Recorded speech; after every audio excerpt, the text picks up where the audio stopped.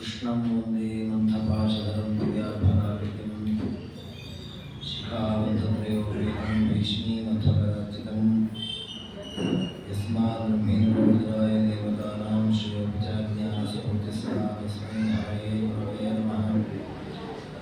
मध्वासाध्यजनाराध्ययुद्धसिद्धान्तवर्धना वीतिरभैरन्दमभीतिरभक्तये ज्ञानं भक्तरहितं मदनं विमलं सदा आनन्दतीर्थमधुरं भजे तापत्रयापहम् विद्यासिद्धान्तदुर्भान्तदुर्धांसनविचक्षणः जयतीर्थाख्यकरणं भासवात्मोहरे आसेतोरातुषाराधये दिशो विधवान्मोहो सत्यध्यानमोहिताभिपूजिता ब्रह्मचर्य हरिप्रीतिसुविद्यावादशालिनः इष्टवान् कष्टहर्तयः विद्यावादयान् देवः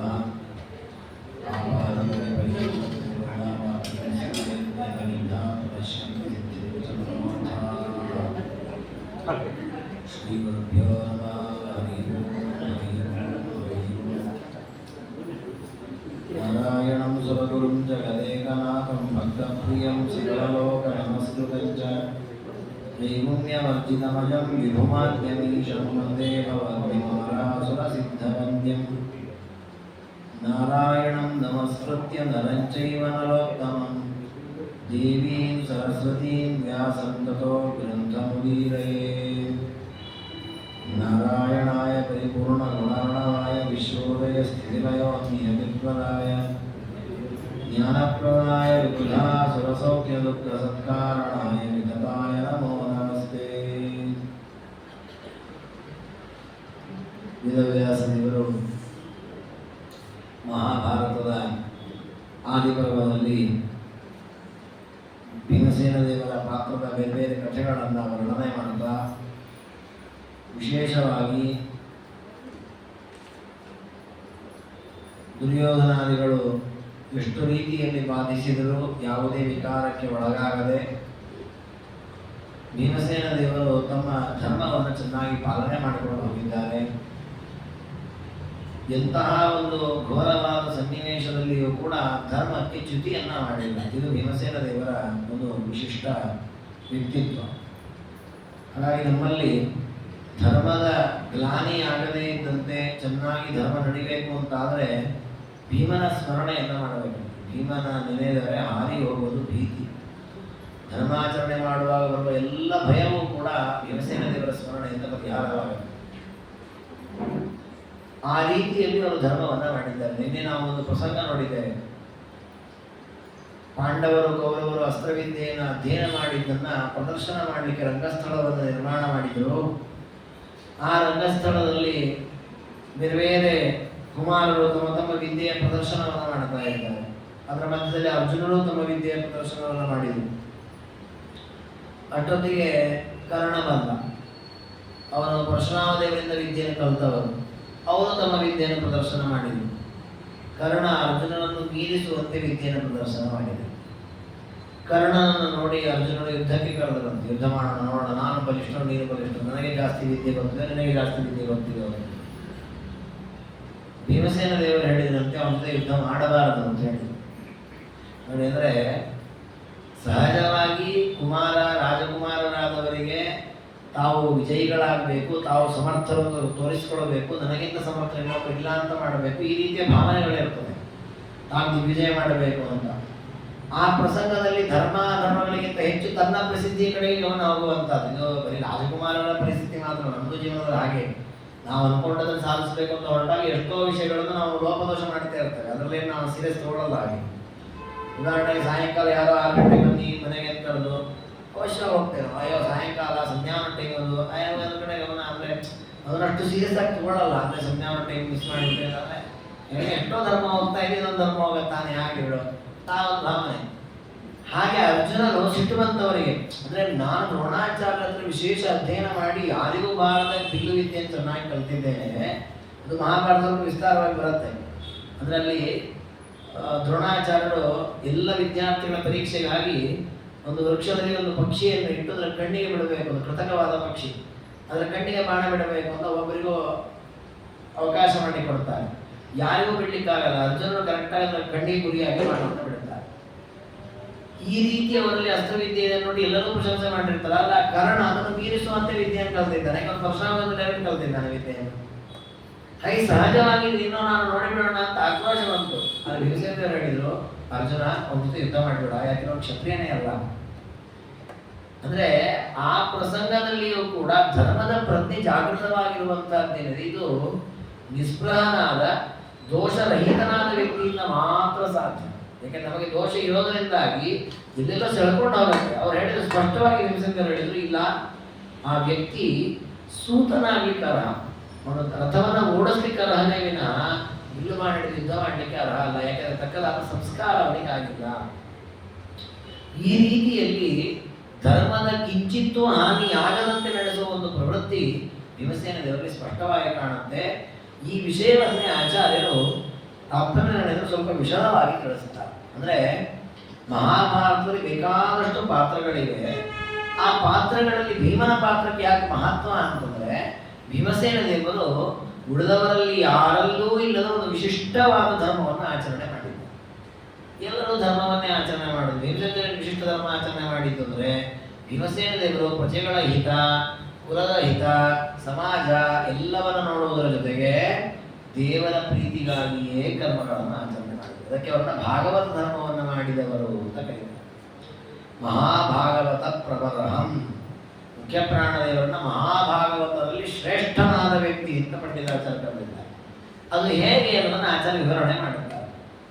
ಏನು ಅದು ಅಂದ್ರೆ ನೋಡಿ, ದ್ರೋಣಾಚಾರ್ಯರ ಬಳಿಯಲ್ಲಿ ಅಸ್ತ್ರವಿದ್ಯೆಯನ್ನು ಎಲ್ಲ ಮಕ್ಕಳು ಕಲಿತಾಗ ಭೀಮಸೇನ ದೇವರು ಕಲ್ತಿದ್ದಾರೆ ಲೋಕದೃಷ್ಟಿಯಿಂದ.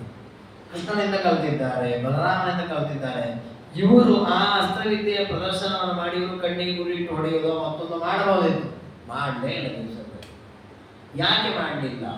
ಆಚಾರ್ಯ ಹೇಳ್ತಾರೆ, ನಿಜ ಪ್ರತಿಭಯಾಜಾನನ್ ಸರ್ವಾಸ್ತ್ರಾಣಿ ತಥೋಧಿಕಂ. ಮಹಾಭಾರತದಲ್ಲಿ ಭೀಮಸೇನ ದೇವರು ಅಸ್ತ್ರಯುದ್ಧವನ್ನು ಚೆನ್ನಾಗಿ ಮಾಡಿದ್ದರ ವರ್ಣನೆಯೂ ಇದೆ. ಇಂತಹ ಪ್ರಸಂಗದಲ್ಲಿ ತಾವು ಯುದ್ಧವನ್ನ ಮಾಡದೆ ಅಥವಾ ಅಸ್ತ್ರಕೌಶಲವನ್ನು ಪ್ರದರ್ಶನ ಮಾಡದೆ ಸಮ್ಮಾನ ಕೂತದ್ದು ಘಟನೆಯೂ ವರ್ಣನೆಯಾಗಿದೆ. ಯಾಕೆ ಭೀಮಸೇನ ಸುಮ್ಮನೆ ಇದ್ರು? ತಾವು ತಮ್ಮ ಬುದ್ಧಿವಂತಿಕೆಯನ್ನು, ತಮ್ಮ ಕಲೆಯನ್ನು, ತಮ್ಮಲ್ಲಿರ್ತಕ್ಕ ವಿದ್ಯೆಯನ್ನು ಯಾಕೆ ಪ್ರದರ್ಶನ ಮಾಡಲಿಲ್ಲ ಅಂದ್ರೆ, ಭೀಮಸೇನ ದೇವರಿಗೆ ಅರ್ಜುನಾದಿಗಳಿಗಿಂತಲೂ ಮಿಗಿಲಾದ ಬಿಲ್ಲು ವಿದ್ಯೆಯ ಜ್ಞಾನ ಇತ್ತಂತೆ. ಹೇಗಿತ್ತು? ದ್ರೋಣಾಚಾರ್ಯ ಹೇಳಿಕೊಟ್ಟಿಲ್ಲಲ್ಲ. ಹಾಗೆ ಅಂದ್ರೆ ದ್ರೋಣಾಚಾರ್ಯ ಮೂಲಕ ಗೊತ್ತಾದದ್ದಲ್ಲ, ಸ್ವಯಂ ಭೀಮಸೇನ ದೇವರಿಗೆ ಆ ಜ್ಞಾನ ಇದೆ. ನಿಜ ಪ್ರತಿಭಯಾಜಾನನ್ ಸರ್ವಾಸ್ತ್ರಾಣಿ ತಥೋಧಿಕಂ. ಅರ್ಜುನ ಕರ್ಣರಿಗಿಂತಲೂ ಮಿಗಿಲಾದ ಅಸ್ತ್ರಜ್ಞಾನ ಭೀಮಸೇನ ದೇವರಿಗೆ. ಅಲ್ಲ, ಈಗ ಸುಮ್ಮನೆ ನೀವು ಹೇಳ್ತೀರಿ, ಅಷ್ಟಿದ್ರೆ ಅವ್ರು ತೋರಿಸ್ಬೇಕಿತ್ತು, ಅವರು ಮಾಡಬೇಕಿತ್ತು ಅಸ್ತ್ರ ಯುದ್ಧವನ್ನ, ಯಾಕೆ ಮಾಡಲಿಲ್ಲ ಅಂದ್ರೆ, ಭೀಮಸೇನ ದೇವರು ವ್ಯರ್ಥವಾದ ಕೆಲಸವನ್ನು ಯಾವುದೂ ಮಾಡಲ್ಲ.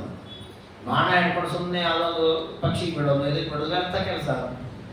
ಅಂತಹ ಕೆಲಸವನ್ನು ಮಾಡಲ್ಲ. ಒಂದು. ಎರಡನೇದು, ಭೀಮಸೇನ ದೇವರು ಅಸ್ತ್ರವಿದ್ಯೆಯನ್ನ ಕಲಿತು ಅಸ್ತ್ರಗಳ ಮೂಲಕ ಯುದ್ಧ ಮಾಡುವುದೇನಿದೆ, ಇದು ಭಾಗವತ ಧರ್ಮ ಅಲ್ಲ ಅಂತಾರೆ. ಇದು ಭಾಗವತ ಧರ್ಮವನ್ನು ಅನುಷ್ಠಾನ ಮಾಡುವ ಸಜ್ಜನರು ಅನುಸರಿಸಬಾರದು ಈ ನಿಯಮವನ್ನು. ಯಾಕೆ? ನಾಸ್ತ್ರ ಯುದ್ಧಂ ಕ್ವಚಿತ್ ಭೀಮೋ ಮನ್ಯತೆ ಧರ್ಮ ಮಂಜಸ. ಯಾಕೆ ಅಂದ್ರೆ ನೋಡಿ, ಅಸ್ತ್ರ ಯುದ್ಧ ಅಂದ್ರೆ ಏನು? ಉದಾಹರಣೆಗೆ ಒಬ್ಬ ಶತ್ರು ನಮ್ಮ ಮೇಲೆ ಬರ್ತಾ ಇದ್ದಾನೆ, ಅವನನ್ನು ಸೋಲಿಸಬೇಕು. ಅದಕ್ಕೆ ಏನ್ ಮಾಡ್ತಾರೆ? ವರುಣ ಅನ್ನೋ ಮಂತ್ರದಿಂದ, ಆ ಮಂತ್ರದಿಂದ ದೇವತೆಯನ್ನು ಆವಾಹನೆ ಮಾಡಿ ಆ ಅಸ್ತ್ರವನ್ನು ಪ್ರಯೋಗ ಮಾಡ್ತಾರೆ.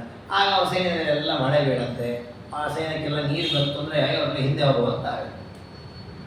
ಹಾಗಾದ್ರೆ ನಾನು ನನ್ನ ಶತ್ರು ಪಕ್ಷವನ್ನ ಹಿಂದೆ ಓಡಿಸ್ಲಿಕ್ಕೆ ನಾನು ಮಾಡಿದ್ದೇನು? ದೇವತೆಗಳನ್ನು ಪ್ರಾರ್ಥನೆ ಮಾಡಿದೆ, ದೇವತೆಗಳೇ ನನ್ನ ಶತ್ರುಗಳನ್ನು ನೀನು ಓಡಿಸ್ರಿ. ಹಾಗಾದ್ರೆ ಅಸ್ತ್ರಯುದ್ಧ ಅಂತಂದ್ರೆ ಒಂದು ರೀತಿ ದೇವತೆಗಳ ಹತ್ರ ಹೋಗಿ ಪ್ರಾರ್ಥನೆ ಮಾಡಿ ಅವರ ಹತ್ರ ವರವನ್ನು ಪಡೆದು ಆ ಕೆಲಸವನ್ನು ಮಾಡಿಕೊಡುವಂತ. ಇದು ಭಾಗವತ ಧರ್ಮ ಅಲ್ಲ. ಭಾಗವತ ಧರ್ಮದಲ್ಲಿ ಏನಿದೆ ಅಂತಂದ್ರೆ, ಭಾಗವತದಲ್ಲೇ ಬರುತ್ತೆ, ಏನ ಕೇನ ಅಪಿ ಸಂತೋಷ. ಪರಮಾತ್ಮ ಏನು ಕೊಟ್ಟಿದ್ದಾನೆ ಅದು ತೃಪ್ತನಾಗಿರ್ಬೇಕಂತ, ಏನು ಕೇಳಬಾರದು. ಯಾರನ್ನು ಕೇಳಬಾರದು. ಯಾರನ್ನು? ದೇವರನ್ನು ಕೇಳಬಾರದು.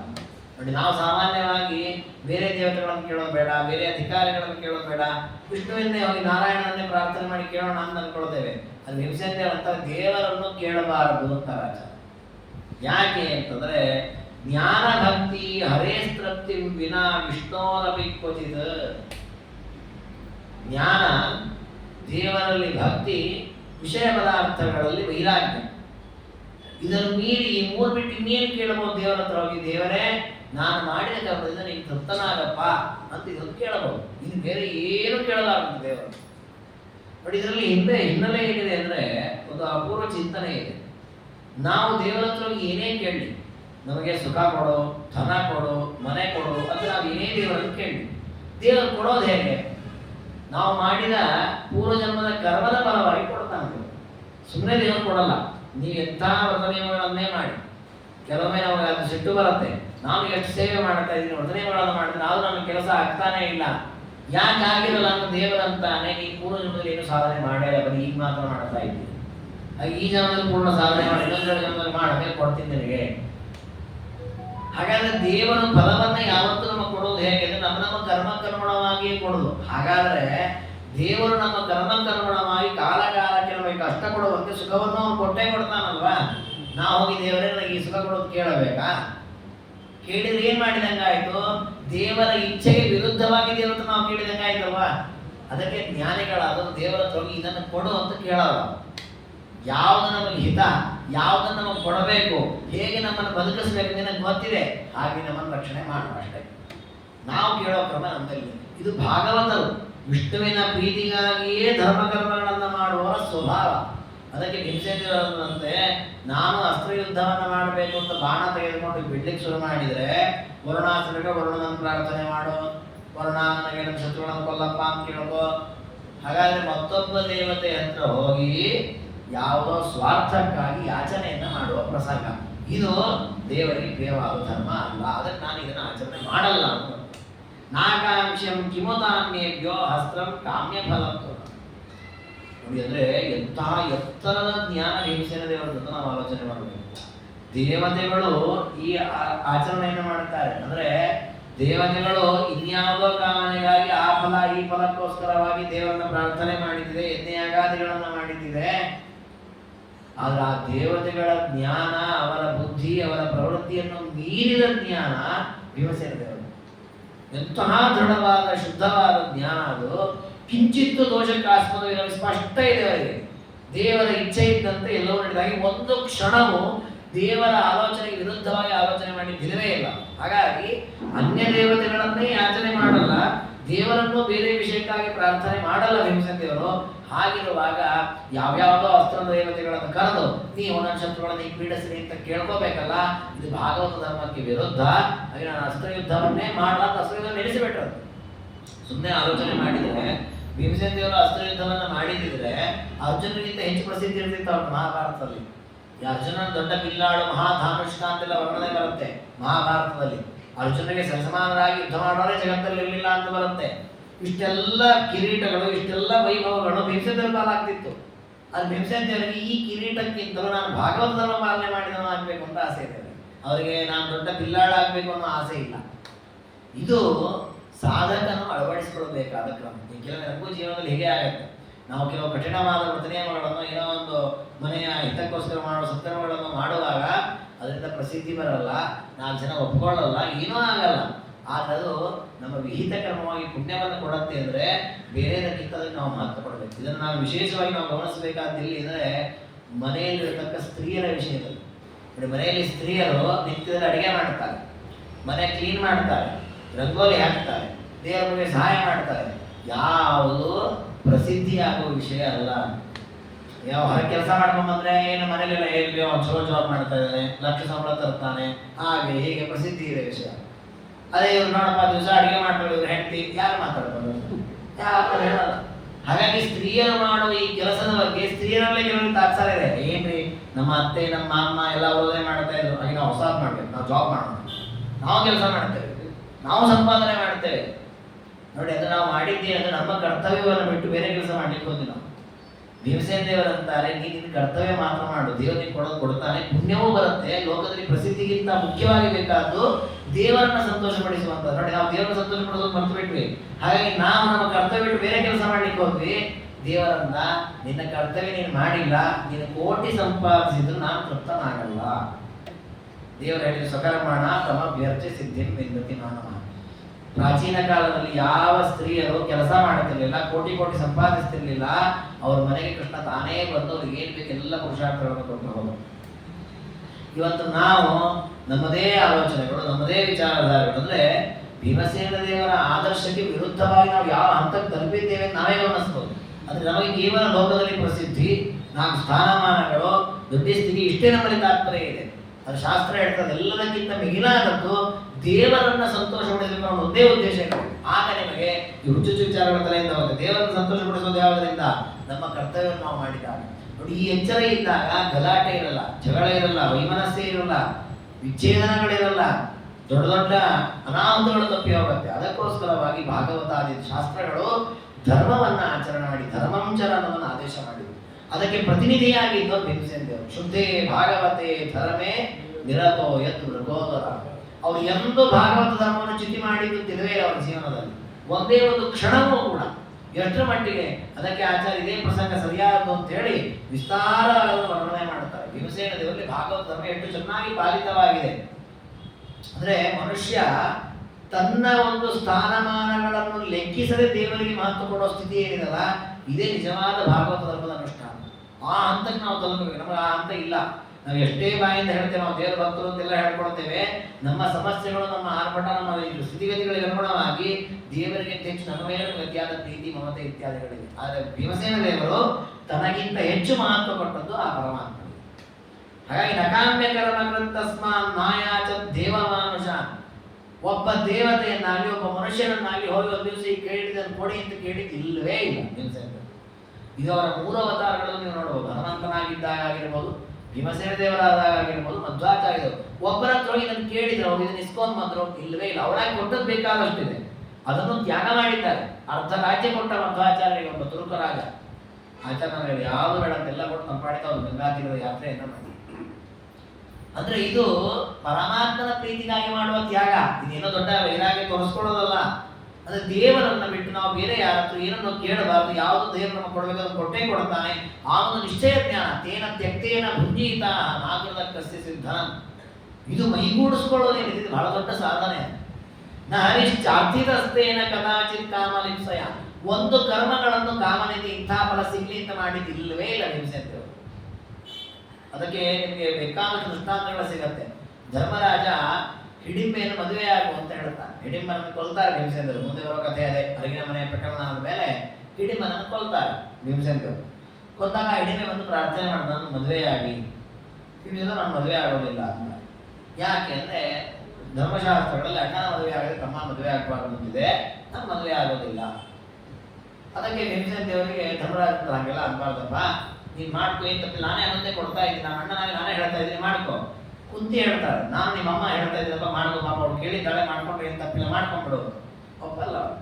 ಯಾಕೆ ಧರ್ಮ ಆಚರಣೆ ಪ್ರಧಾನ. ವಿಧವೆ ಜನ್ಮ ಅಂತ ಹೇಳ್ತಾರೆ, ಅವಳನ್ನು ಮದುವೆ ಮಾಡ್ಕೊಂಡ್ಬಿಡು.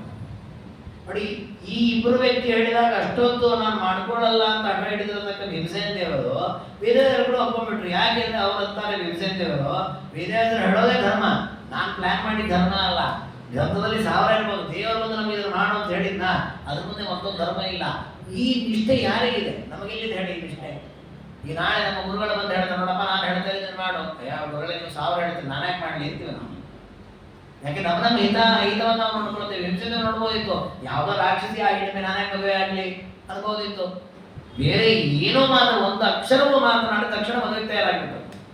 ಇದು ಶುದ್ಧೇ ಭಾಗವತೆ ಧರ್ಮೇ ನಿರತೋ. ಅಂದ್ರೆ ಅಷ್ಟು ದೇವರಿಗೋಸ್ಕರ ಸರ್ವವನ್ನು, ನನ್ನ ಸ್ಥಾನಮಾನ, ನನ್ನ ಅಹಂಕಾರ, ನನ್ನ ವೈಭವ, ನನ್ನ ಅಸ್ತಿತ್ವ ಎಲ್ಲವನ್ನೂ ತ್ಯಾಗ ಮಾಡಬೇಕು. ಎಲ್ಲ ದೇವರಿಗೆ ದೇವರ ಅಷ್ಟು ಸರ್ವಸ್ವವನ್ನು ಅರ್ಪಣೆ ಮಾಡುವುದೇನಿದೆ, ಇದು ಭಾಗವತ ಧರ್ಮದ ಮಹತ್ವ. ಕದಾಚಿತ್ ಕಾಮಲಿಪ್ಸಯ. ಯಾವ ಕಾಮನೆ ಇದ್ರೂ ಯಾವ ಕರ್ಮವನ್ನು ಮಾಡಿದ ವ್ಯಕ್ತಿ ಅಲ್ಲ ಭೀಮಸೇನ. ಭಿಕ್ಷಾ ಮಠಂಶ್ಚ ಓಂಕಾರ ಕರವತ್ ವೈಶ್ಯತೋತ್ರೈ. ಅಲ್ಲ, ಭೀಮಸೇನ ದೇವರು ಪಾಂಡವರೆಲ್ಲ ಅರಗಿನ ಮನೆಯ ಪ್ರಕರಣ ಮುಗಿದ ಮೇಲೆ ವೇದವ್ಯಾಸರನ್ನು ಏಕಚಕ್ರಾನದಲ್ಲಿ ಕರ್ಕೊಂಡು ಹೋಗಿ ನಿಲ್ಲಿಸ್ತಾರೆ. ನೀವಿಲ್ಲೇ ವಾಸ ಮಾಡ್ಕೊಂಡಿರಿ. ಅದರಲ್ಲಿ ವಾಸ ಮಾಡ್ಲಿಕ್ಕೆ ಅವ್ರಿಗೆ ಅವಕಾಶ ಕೊಡಬೇಕಲ್ಲ. ಅದಕ್ಕೆ ಆ ಮನೆಗಿರತಕ್ಕ ಓನರ್ಗೆ ಹೇಳ್ತಾರೆ ವೇದವ್ಯಾಸರು, ಇವರೆಲ್ಲ ನನ್ನ ಶಿಷ್ಯರು, ಇದನ್ನೆಲ್ಲ ನೀವು ಸಾಕ್ಬೇಕು, ಇಲ್ಲೇ ಇರಲಿ ಅವರು, ನೀವು ಮನೆ ಕೊಡಬೇಕು ಅವರಿಗೆ. ಆಯ್ತು ಅಂತ ಕೊಡ್ತಾರೆ. ಅಲ್ಲಿ ಜೀವನ ಹೇಗೆ ನಡೀಬೇಕು? ಯಾಕೆಂದ್ರೆ ಅವರು ರಾಜಕುಮಾರರಾದ್ರಿಂದ ಕಪ್ಪು ಕಾಣಿಕೆಯಲ್ಲಿ ಅವರು ಬದುಕ್ತಾ ಇದ್ದದ್ದು ರಾಜ್ಯದಲ್ಲಿ. ಈಗ ಯಾವ ವೈಭವ ಇಲ್ಲ, ಧನಾದಿಗಳಿಲ್ಲ, ಖಾಲಿ ಕೈಯಲ್ಲಿದ್ದಾರೆ 5 ಜನ. ತಾಯಿ ಕುಂತಿಯು ಖಾಲಿ ಕೈಯಲ್ಲೇ ಇರೋದು, 1 ರೂಪಾಯಿ ಅವ್ರ ಹತ್ರ ಇಲ್ಲ. ಜೀವನ ಹೇಗೆ ನಡೀಬೇಕು? ಬ್ರಾಹ್ಮಣ ವೇಷದಲ್ಲಿ ಬೇರೆ ಬೇರೆ ಕೂಡಿಸ್ಬಿಟ್ಟಿದ್ದಾರೆ ಅವ್ರ ಶಿಷ್ಯರು ಅಂತ ಹೇಳಿ ಭಿಕ್ಷಾಟನೆಯನ್ನು ಮಾಡಿ ಬದುಕಬೇಕು, ಭಿಕ್ಷಾಟನೆಯನ್ನು ಮಾಡ್ತಾ ಇರ್ತಾರೆ. ಸರಿ, ಭಿಕ್ಷಾಟನೆಯನ್ನು ಮಾಡುವ, ಹೇಗೆ ಭಿಕ್ಷಾಟನೆ ಮಾಡೋದು? ಮನೆ ಮನೆಗೂ ಭಿಕ್ಷಾಂತಿ ಅಂತ ಹೇಳಬೇಕು. ಒಂದು ದಿವಸ ಭೀಮಸೇನರು ಹೋಗಿ ಭಿಕ್ಷಾಂತಿ ಅಂತ ಹೇಳಲೇ ಇಲ್ಲ ಅಂತ. ಯಾಕೆ ಅಂದ್ರೆ ಮತ್ತೊಬ್ಬರ ಹತ್ರ ಯಾಚನೆ ಮಾಡುವುದು ಭಾಗವತ ಧರ್ಮ ಅಲ್ಲ. ದೇವ ಕೊಟ್ಟದ್ರಲ್ಲಿ ನಾನು ಬದುಕ್ತೇನೆ. ಮತ್ತೆ ಹಾಗಾದ್ರೆ ಭಿಕ್ಷಾಟನೆ ಮಾಡದೆ ಜೀವನ ನಡೆಸಲಿಕ್ಕೆ ಅದಕ್ಕೆ ಏನ್ ಮಾಡ್ತಿದ್ರು ಭೀಮಸೇನರು ಅಂದ್ರೆ, ಮನೆ ಮನೆಗೆ ಹೋಗೋದಂತೆ, ಪಾತ್ರೆ ಹಿಡ್ಕೊಂಡು ಹೋಗೋದು, ಮನೆ ಎದುರು ನಿಲ್ಲೋದು, ಅಂತ ಅನ್ನೋದು. ಅದೇ ನಾನು ಬಂದಿದ್ದೇನೆ ಅಂತ. ಅವ್ರು ಬಂದು ಈ ರಾಜಾದಿಗಳು ಭಟ್ರನ್ನು ಕಳಿಸಿದಾಗ ತಮ್ಮ ಕಾಣಿಕೆ ಕೊಟ್ಟು ಕಳಿಸ್ತಾರಲ್ಲ, ಹಾಗೆ ಅವ್ರಿಗೆ ಏನ್ ಕೊಡ್ಬೇಕು ಕೊಟ್ಟು ಬಿಡೋದು, ಇದನ್ನೆಲ್ಲ ತಗೊಂಡು ಹೋಗೋದು. ಅದನ್ನೇ ಹೇಳ್ತಾರೆ, ಭಿಕ್ಷಾ ಮಠೌಶ್ಚ ಓಂಕಾರ ಕರವತ್ ವೈಶ್ಯತೋಗ್ರಹಿ. ಹೇಗೆ ಒಬ್ಬ ರಾಜ ತನ್ನ ಅಧೀನದಲ್ಲಿರತಕ್ಕಂತಹ ವೈಶ್ಯರು ಮೊದಲಾದವರ ಬಳಿಯಲ್ಲಿರುವ ಸಂಪತ್ತನ್ನ ಕಪ್ಪು ಕಾಣಿಕೆಯಾಗಿ ಪಡೆದುಕೊಳ್ತಾನೋ, ಅದು ಕ್ಷತ್ರಿಯರಿಗೆ ಉಚಿತವಾದ ಧರ್ಮ. ಆ ಧರ್ಮವನ್ನು ಭೀಮಸೇನರು ಪಾಲನೆ ಮಾಡಿದ್ರು. ನೋಡಿ, ಅವರ ವೇಷ ಬದಲಾದರೂ ಅವರ ಧರ್ಮ ಬದಲಾಗಿಲ್ಲ. ನಮ್ಮಲ್ಲಿ ವೇಷ ಬೇಕಾದಷ್ಟು ಧರ್ಮ ಬೇಕಾದ್ರೆ ಬದಲಾಗ್ತಾ ಹೋಗುತ್ತೆ. ಇದೇ ರೀತಿ ನೀವು ವಿರಾಟ ಪರ್ವದಲ್ಲೂ ಕಾಣಬಹುದು. ವಿರಾಟ ಪರ್ವದಲ್ಲಿ ಭೀಮಸೇನರು ಒಬ್ಬ ಅಡಿಗೆವನಾಗಿರ್ತಾರೆ, ಅಡಿಗೆಯ ಕಾರ್ಯವನ್ನು ಮಾಡ್ತಿರ್ತಾರೆ, ಶೂದ್ರನ ವೇಷದಲ್ಲಿ ಇರ್ತಾರೆ. ಅಲ್ಲಿಯೂ ಅವರ ಧರ್ಮವನ್ನು ಎಂದು ಬದಲಾವಣೆ ಮಾಡಲಿಲ್ಲ. ಮತ್ತೊಬ್ಬರ ಯಾಚನೆ ಇಲ್ಲ, ಮತ್ತೊಬ್ಬರನ್ನು ಕೇಳಿದ್ದಿಲ್ಲ. ಇದನ್ನ ಆಚಾರ ಉಲ್ಲೇಖ ಮಾಡುತ್ತಾರೆ, ಹುಂಕಾರ ಕರವತ್ ವೈಶ್ಯತೋಗ್ರಹಿ. ಅದನ್ನು ನೋಡಿ ಧರ್ಮರಾಜರು ಹೇಳಿದಂತೆ 4 ದಿವಸ ಆದ್ಮೇಲೆ, ಭೀಮಸೇನ ಇನ್ಮೇಲೆ ನೀನೆಲ್ಲೂ ಭಿಕ್ಷಾಟನೆ ಹೋಗ್ಬೇಡ, ಈಗ ನೋಡಿದ್ರು ಗೊತ್ತಾಗತ್ತೆ ಬ್ರಾಹ್ಮಣ ಅಲ್ಲ ಅಂತ ಗೊತ್ತಾಗುತ್ತೆ ಜನಗಳಿಗೆ. ಮತ್ ನಾಳೆ ನಮ್ಮ ದುರ್ಯೋಧನ ಹಿಡಿದ ಕಷ್ಟ ನೀನ್ ಮನೇಲೇ ಬಿಡು, ನಾವು ತಂದಿರೋದೇ ನಿಮ್ಗೆ ಕೊಡ್ತೀವಿ ಅಂದ್ರೆ. ಆ ರೀತಿಯಲ್ಲಿ ತನ್ನ ಮನೆಗೆ ಕಷ್ಟವಾಗತ್ತೋ ಏನೋ, ತನ್ನ ಹೊಟ್ಟೆಗೆ ಹಸಿವಾಗತ್ತೋ ಏನೋ, ಯಾವ ನಿಮಿತ್ತದಿಂದಲೂ ಪರಮಾತ್ಮನ ಪ್ರಿಯವಾದ ಧರ್ಮವನ್ನು ಬಿಡಲಿಕ್ಕೆ ತಯಾರಾಗಲಿಲ್ಲ ಭೀಮಸೇನ ದೇವರು. ಇದು ನಾವು ಭೀಮಸೇನ ದೇವರಿಂದ ಅಳವಡಿಸಿಕೊಳ್ಬೇಕಾದ ಆದರ್ಶ. ನಾಣ್ಯ ದೇವ ನತಾಸ್ತೇನ ವಾಸುದೇವ ಅನ್ನೋ ಪೂಜಿತ. ನಾರಾಯಣವರ ಮೊದಲೇ ಒಂದು ಮಾತು ಬರುತ್ತೆ, ನಾವು ಅನ್ಯ ದೇವತೆಗಳನ್ನು ಪೂಜೆ ಮಾಡಿದ್ರಿಂದ ಬರುವ ಪಾಪವನ್ನ ದೇವರ ರೂಪ ರಕ್ಷಣೆ ಮಾಡಲಿ ಅಂತ ಪ್ರಾರ್ಥನೆ ಮಾಡಿದ್ದಾರೆ. ನಾಣ್ಯತೋವರ ಒಂದೊಂದು ರೂಪದ ನಮ್ಮನ್ನು ರಕ್ಷಣೆ ಮಾಡಲಿ ಅಂತ ಕೇಳುವಾಗ, ಅನ್ಯ ದೇವತೆಗಳನ್ನು ನಾವು ಪ್ರಾರ್ಥನೆ ಮಾಡೋದು, ಅನ್ಯ ದೇವತೆಗಳನ್ನು ಸೇವೆ ಮಾಡೋದು, ಅನ್ಯ ದೇವತೆಗಳ ವರವನ್ನು ಕೇಳೋದು, ಹೀಗೆ ಪೂಜೆ ಮಾಡಿರ್ತೀವಿ, ಅದಕ್ಕೊಂದು ಪಾಪ ಬರುತ್ತಂತೆ. ಆ ಪಾಪದಿಂದ ಪುರುಷೋತ್ತಮನನ್ನು ರಕ್ಷಣೆ ಮಾಡಲಿ ಅಂತ ಪ್ರಾರ್ಥನೆ ಮಾಡಿದ್ದಾರೆ ನಾರಾಯಣವರದಲ್ಲಿ. ಇಂತಹ ಪ್ರಸಂಗ ಭೀಮಸೇನರಿಗೆ ಬರಲೇ ಇಲ್ಲ. ಯಾಕಂದ್ರೆ ಯಾವ ದೇವತೆಗಳನ್ನೂ ಒಂದ್ ದಿವಸ ಒಂದನ್ನು ಕೇಳಿದವರು ಅಲ್ಲ, ಒಂದೇ ಒಂದು ದೇವತೆಯನ್ನು ಭಕ್ತಿಯಿಂದ ಪೂಜೆ ಮಾಡಿದವರು ಅಲ್ಲ ಭೀಮಸೇನ. ಅಂದ್ರೆ ಭಕ್ತಿಯಿಂದ ಪೂಜೆ ಮಾಡಿದ ಅರ್ಥ ಏನು? ಅವರು ಸರ್ವೋತ್ತಮ ಅಂತ ಪೂಜೆ ಮಾಡಿದ್ದು ವಿಷ್ಣುವನ್ನ ಮಾತ್ರ, ಇನ್ನು ಯಾರನ್ನು ಸರ್ವೋತ್ತಮ ಅಂತ ಪೂಜೆ ಮಾಡಲಿಲ್ಲ. ಇದು ನಿಮಗೆ ಮಹಾಭಾರತದಲ್ಲಿ ಕಾಣುತ್ತೆ. ಅಲ್ಲಲ್ಲಿ ಬೇರೆ ಬೇರೆ ಪಾಂಡವರು ಬೇರೆ ಬೇರೆ ವ್ಯಕ್ತಿಗಳನ್ನು ಸ್ತೋತ್ರ ಮಾಡಿದ್ದು, ಪ್ರಶಂಸೆ ಮಾಡಿದ್ದಿದೆ. ಅಲ್ಲಿ ಭೀಮಸೇನರು ಯಾರನ್ನು ಸ್ತೋತ್ರ ಮಾಡಿದ್ದಿಲ್ಲ. ಆ ರೀತಿಯಲ್ಲಿ ಭಾಗವತ ಧರ್ಮವನ್ನು ಪಾಲನೆ ಮಾಡಿದ್ದಾರೆ. ನೋಡಿ, ನಪ್ರದೀಪಂ ಹರೇ ಕ್ವಾಪಿ ಸಕರೋತಿ ಕಥಂಚ. ಇನ್ನೊಬ್ಬರ ಧರ್ಮ ವೈಭವ ಎಂತ ಅಂತಂದ್ರೆ, ಒಂದು ದಿವಸವೂ ಪರಮಾತ್ಮನಿಗೆ ವಿರುದ್ಧವಾಗಿ ನಡ್ಕೊಳ್ಳಿಲ್ಲಂತೆ ಭೀಮಸೇನ ದೇವರು. ಇದೊಂದು ಭೀಮಸೇನ ದೇವರ ಮಹತ್ವ. ದೇವರ ಮಾತಿಗೆ ವಿರುದ್ಧವಾಗಿ ನಡೆದುಕೊಳ್ಳದೇ ಇರೋದು, ಇದಕ್ಕೆ ಅಪವಾದವಾಗಿ ಎಲ್ಲರೂ ಇದ್ದಾರೆ. ಭಾಗವತದಲ್ಲಿ ಮಹಾಭಾರತದಲ್ಲಿ ಪ್ರಸಿದ್ಧವಾದ ದೊಡ್ಡ ವ್ಯಕ್ತಿಗಳೇನಿದ್ದಾರೆ, ಅಂತಹ ದೊಡ್ಡ ದೊಡ್ಡ ವ್ಯಕ್ತಿಗಳೂ ಕೂಡ ಕೃಷ್ಣನ ಮಾತಿಗೆ ವಿರುದ್ಧವಾಗಿ ನಡೆದುಕೊಂಡಂತಿದೆ. ಕೃಷ್ಣನ ಬಗ್ಗೆ ಅಜ್ಞಾನವನ್ನು ಹೊಂದಿದ್ದಿದೆ, ಕೃಷ್ಣನ ಬಗ್ಗೆ ತಪ್ಪು ಮಾತನಾಡಿದ್ದಿದೆ. ಅಲ್ಲಿ ಭೀಮಸೇನ ದೇವರು ಒಂದೇ ಒಂದು ಪ್ರಸಂಗದಲ್ಲಿಯೂ ಕೂಡ ದೇವರ ಅಭಿಪ್ರಾಯಕ್ಕೆ ವಿರುದ್ಧವಾಗಿ ನಡೆದುಕೊಂಡದ್ದು. ಎಷ್ಟರ ಮಟ್ಟಿಗೆ ಅಂತಂದ್ರೆ, ಭೀಮಸೇನ ದೇವರು ತಾವು ಅಜ್ಞಾತವಾಸವನ್ನು ಮುಗಿಸಿ ಯುದ್ಧಕ್ಕೆ ಅಂತ ಸನ್ನದ್ಧರಾಗಿ ನಿಂತಿರ್ತಾರೆ. ಆ ಪ್ರಸಂಗದಲ್ಲಿ ಯುದ್ಧ ಮಾಡೋದು ಸಂಧಾನ ಮಾಡೋದು ಅಂತ ಚರ್ಚೆ ನಡೆಯುತ್ತೆ. ಆ ಪ್ರಸಂಗದಲ್ಲಿಯೂ ಭೀಮಸೇನ ದೇವರು ಏನ್ ಹೇಳ್ತಾರೆ ಅಂತಂದ್ರೆ, ಕೃಷ್ಣ ನಿನ್ನ ಇಚ್ಛೆ ಇದ್ದಂತೆ ಆಗಲಿ ಅಂತ ಹೇಳ್ತಾರೆ. ಹೊಸ ಭೀಮಸೇನ ದೇವರು ಎಂದು ಸಂಧಾನ ಕೊಪ್ಪಿದವರಲ್ಲ. ಅವ್ರು ಯಾವತ್ತೂ ಯುದ್ಧವನ್ನ ಮಾಡಬೇಕು ಅಂತ ವಾದಿಸಿದವರು. ಅವರು ಈ ವನವಾಸವು ತಪ್ಪು ಅಂತ ಇರ್ತಾರೆ ಅವರು. ಯಾಕೆ ಮೋಸದಿಂದ ನಮ್ಮನ್ನು ಕಬಳಿಸ್ಕೊಂಡಿದ್ದಾನೆಲ್ಲ, ವನವಾಸ ಮಾಡೋ ಅವಶ್ಯಕತೆ ಇಲ್ಲ, ಈಗಲೇ ಯುದ್ಧವನ್ನೇ ಮಾಡಿಬಿಡೋಣ ಅಂತ ಅಷ್ಟು ಆಕ್ರೋಶವನ್ನು ತೋರಿಸಿದ ಭೀಮಸೇನ ದೇವರು ಕೃಷ್ಣದೇವರು ಬಂದಾಗ, ದೇವರೇ ನಿನ್ನ ಇಚ್ಛೆ ಇದ್ದಂತೆ ಆಗಲಿ ಅಂತ ಹೇಳ್ತಾರೆ. ಅದ್ರ ಅಷ್ಟು ದೇವರಿಗೆ ವಿರುದ್ಧವಾಗಿ ಒಂದು ಕ್ಷಣವೂ ನಾನು ನಡ್ಕೊಳ್ಬಾರದು ಅನ್ನುವ ಭಾವನೆ ಅವರದ್ದು. ನಾಪಯಾತಿ ಯುಧಿಕ್ವಾಪಿ ನ ಕ್ವಚಿತ್ ಛದ್ಮಚಾಚರೆ. ಮತ್ತೆ ಯುದ್ಧವನ್ನ ಮಾಡುವಾಗ ಭೀಮಸೇನ ದೇವರು ಎಂದೂ ಕೂಡ ಅನುಪಸ್ಕಾರಿಣ. ಕೆಲವೊಮ್ಮೆ ಯುದ್ಧ ಮಾಡುವಾಗ ನಮ್ಮ ಶತ್ರು ಪಕ್ಷದಲ್ಲಿರ್ತಕ್ಕಂಥವರು ಒಳ್ಳೆ ಸವಲತ್ತನ್ನ ಪಡೆದುಕೊಳ್ಳದೆ ದುರ್ಬಲರಾಗಿರ್ತಾರೆ. ಅಂದ್ರೆ ಕವಚ ಹಾಕೊಂಡಿರೋದಿಲ್ಲ, ರಥ ಇರೋದಿಲ್ಲ, ದುರ್ಬಲರಾಗಿ ಬಂದಿರ್ತಾರೆ. ಅಂಥವ್ರ ಜೊತೆ ಎಂದು ಯುದ್ಧ ಮಾಡ್ತಿರ್ಲಿಲ್ಲ. ಯಾಕೆ ಅದು ಭಾಗವತ ಧರ್ಮಕ್ಕೆ ವಿರುದ್ಧ. ಯಾಕೆಂದ್ರೆ ದುರ್ಬಲರ ಮೇಲೆ ಯುದ್ಧವನ್ನ ಮಾಡುವುದು ಪಾಪ ಸಾಧನ. ಹಾಗೆ ದುರ್ಬಲರಾದವರು ಅಂತ ಆದ್ರೆ ಅವ್ರ ಜೊತೆ ಯಾವತ್ತೂ ಯುದ್ಧವನ್ನ ಮಾಡುತ್ತಿರ್ಲಿಲ್ಲ. ಇನ್ನು ನ ಕ್ವಚಿತ್ ಛದ್ಮಚಾಚರೆ. ಛದ್ಮ, ಮೋಸ ಮಾಡಿ ಯುದ್ಧ ಮಾಡು. ಅಂದರೆ ಮಾಯಾವಿದ್ಯೆಯಿಂದ ಮಾಡೋದು ಯುದ್ಧ, ಅಂದರೆ ಅದೃಶ್ಯರಾಗಿ ಯುದ್ಧ ಮಾಡೋದು, ಹೀಗೆ ಎಂದು ಮಾಡೇ ಇಲ್ಲ. ನೀವು ಇಡೀ ಮಹಾಭಾರತದಲ್ಲಿ ನೋಡಿದರೆ ಭೀಮಸೇನ ದೈಹಿಕವಾಗಿ ಹೊಡೆದು ಯುದ್ಧ ಮಾಡಿದ್ದಾರೆ ಬಿಟ್ಬಿಟ್ರೆ, ಯಾವುದೋ ಒಂದು ಮಾಯೆ ಮಾಡಿಬಿಟ್ರು, ಯಾರಿಗೆ ಕಾಣದಂತಾಗ್ಬಿಡ್ತು, ಅಲ್ಲೆಲ್ಲೋ ಗೋಪ್ಯವಾಗಿ ಹೋದ್ರು, ಇಲ್ಲವೇ ಇಲ್ಲ. ಇದಕ್ಕೆ ಅಪವಾದವಾಗಿ ಒಂದೆರಡು ಕಾಣುತ್ತೆ ನಮಗೆ.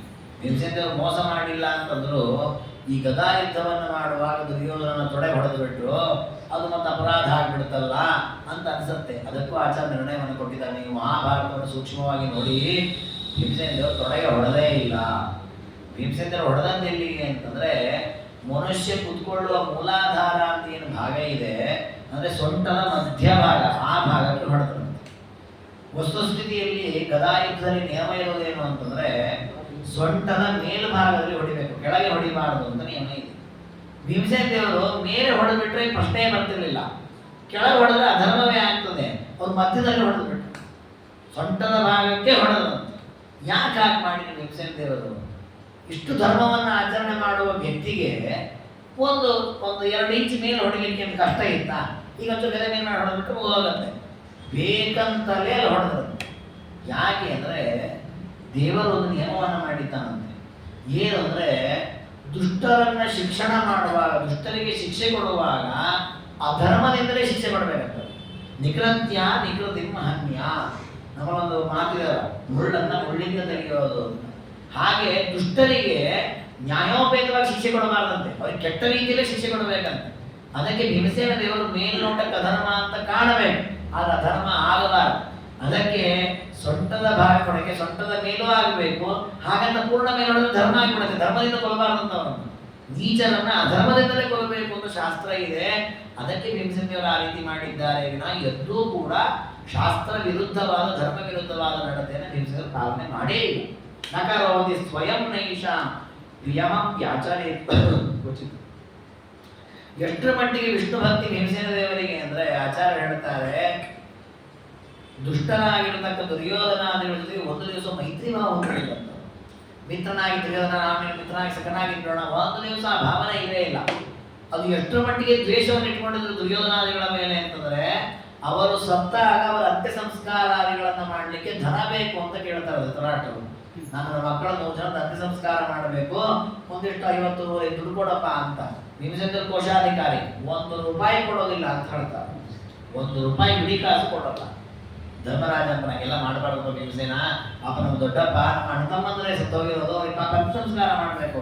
ಅವರೆಲ್ಲ ವಿಷ್ಣು ದ್ರೋಹಿಗಳು, ಅಂತಹ ಪಾಪಿಗಳಿಗೆ ಸದ್ಗತಿ ಆಗಬಾರದು. ಅವರಿಗೆ ಸದ್ಗತಿ ಆಗ್ಲಿಕ್ಕೆ ಮಾಡುವ ಕರ್ಮಗಳೆಲ್ಲವೂ ಪಾಪ ಸಾಧನ. ಅದಕ್ಕೆ 1 ರೂಪಾಯಿ ನಾನು ಕೊಡಲ್ಲ. ಎಷ್ಟು ಮಟ್ಟಿಗೆ ಅವ್ರು ಪಟ್ಟು ಹಿಡಿದಿದ್ರು ಅಂದ್ರೆ, ಕಡೆಗೆ ಧರ್ಮರಾಜ ತನ್ನ ಸ್ವಂತ ದುಡ್ಡು ಕೊಟ್ಟನಂತೆ. ಕೋಶದಿಂದ 1 ರೂಪಾಯಿ ಕೊಡ್ಲಿಕ್ಕೆ ಆಗಲಿಲ್ಲ, ಬಿಡ್ಲಿಲ್ಲ ಕೊಡ್ಲಿಕ್ಕೆ.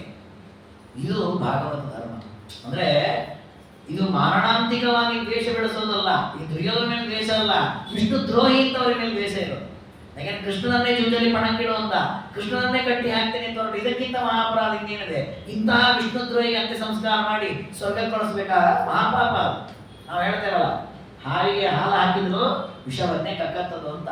ಹಾಗೆ ದುಷ್ಟರಿಗೆ ನಾವು ಸದ್ಗತಿಯಾಗಲಿ ಅಂತ ಅವರಿಗೆ ದಾನ ಧರ್ಮವನ್ನ ಮಾಡಿದ್ರೆ ನಾವು ಪಾಪ ಬರ್ತದೆ, ನಾವು ಪುಣ್ಯ ಬರಲ್ಲ. ಅದು ಈ ಸೂಕ್ಷ್ಮವಾದ ಜ್ಞಾನ ಭೀಮಸೇನರಿಗೆ ಆ ಪ್ರಸಂಗದಲ್ಲೂ ಇದೆ.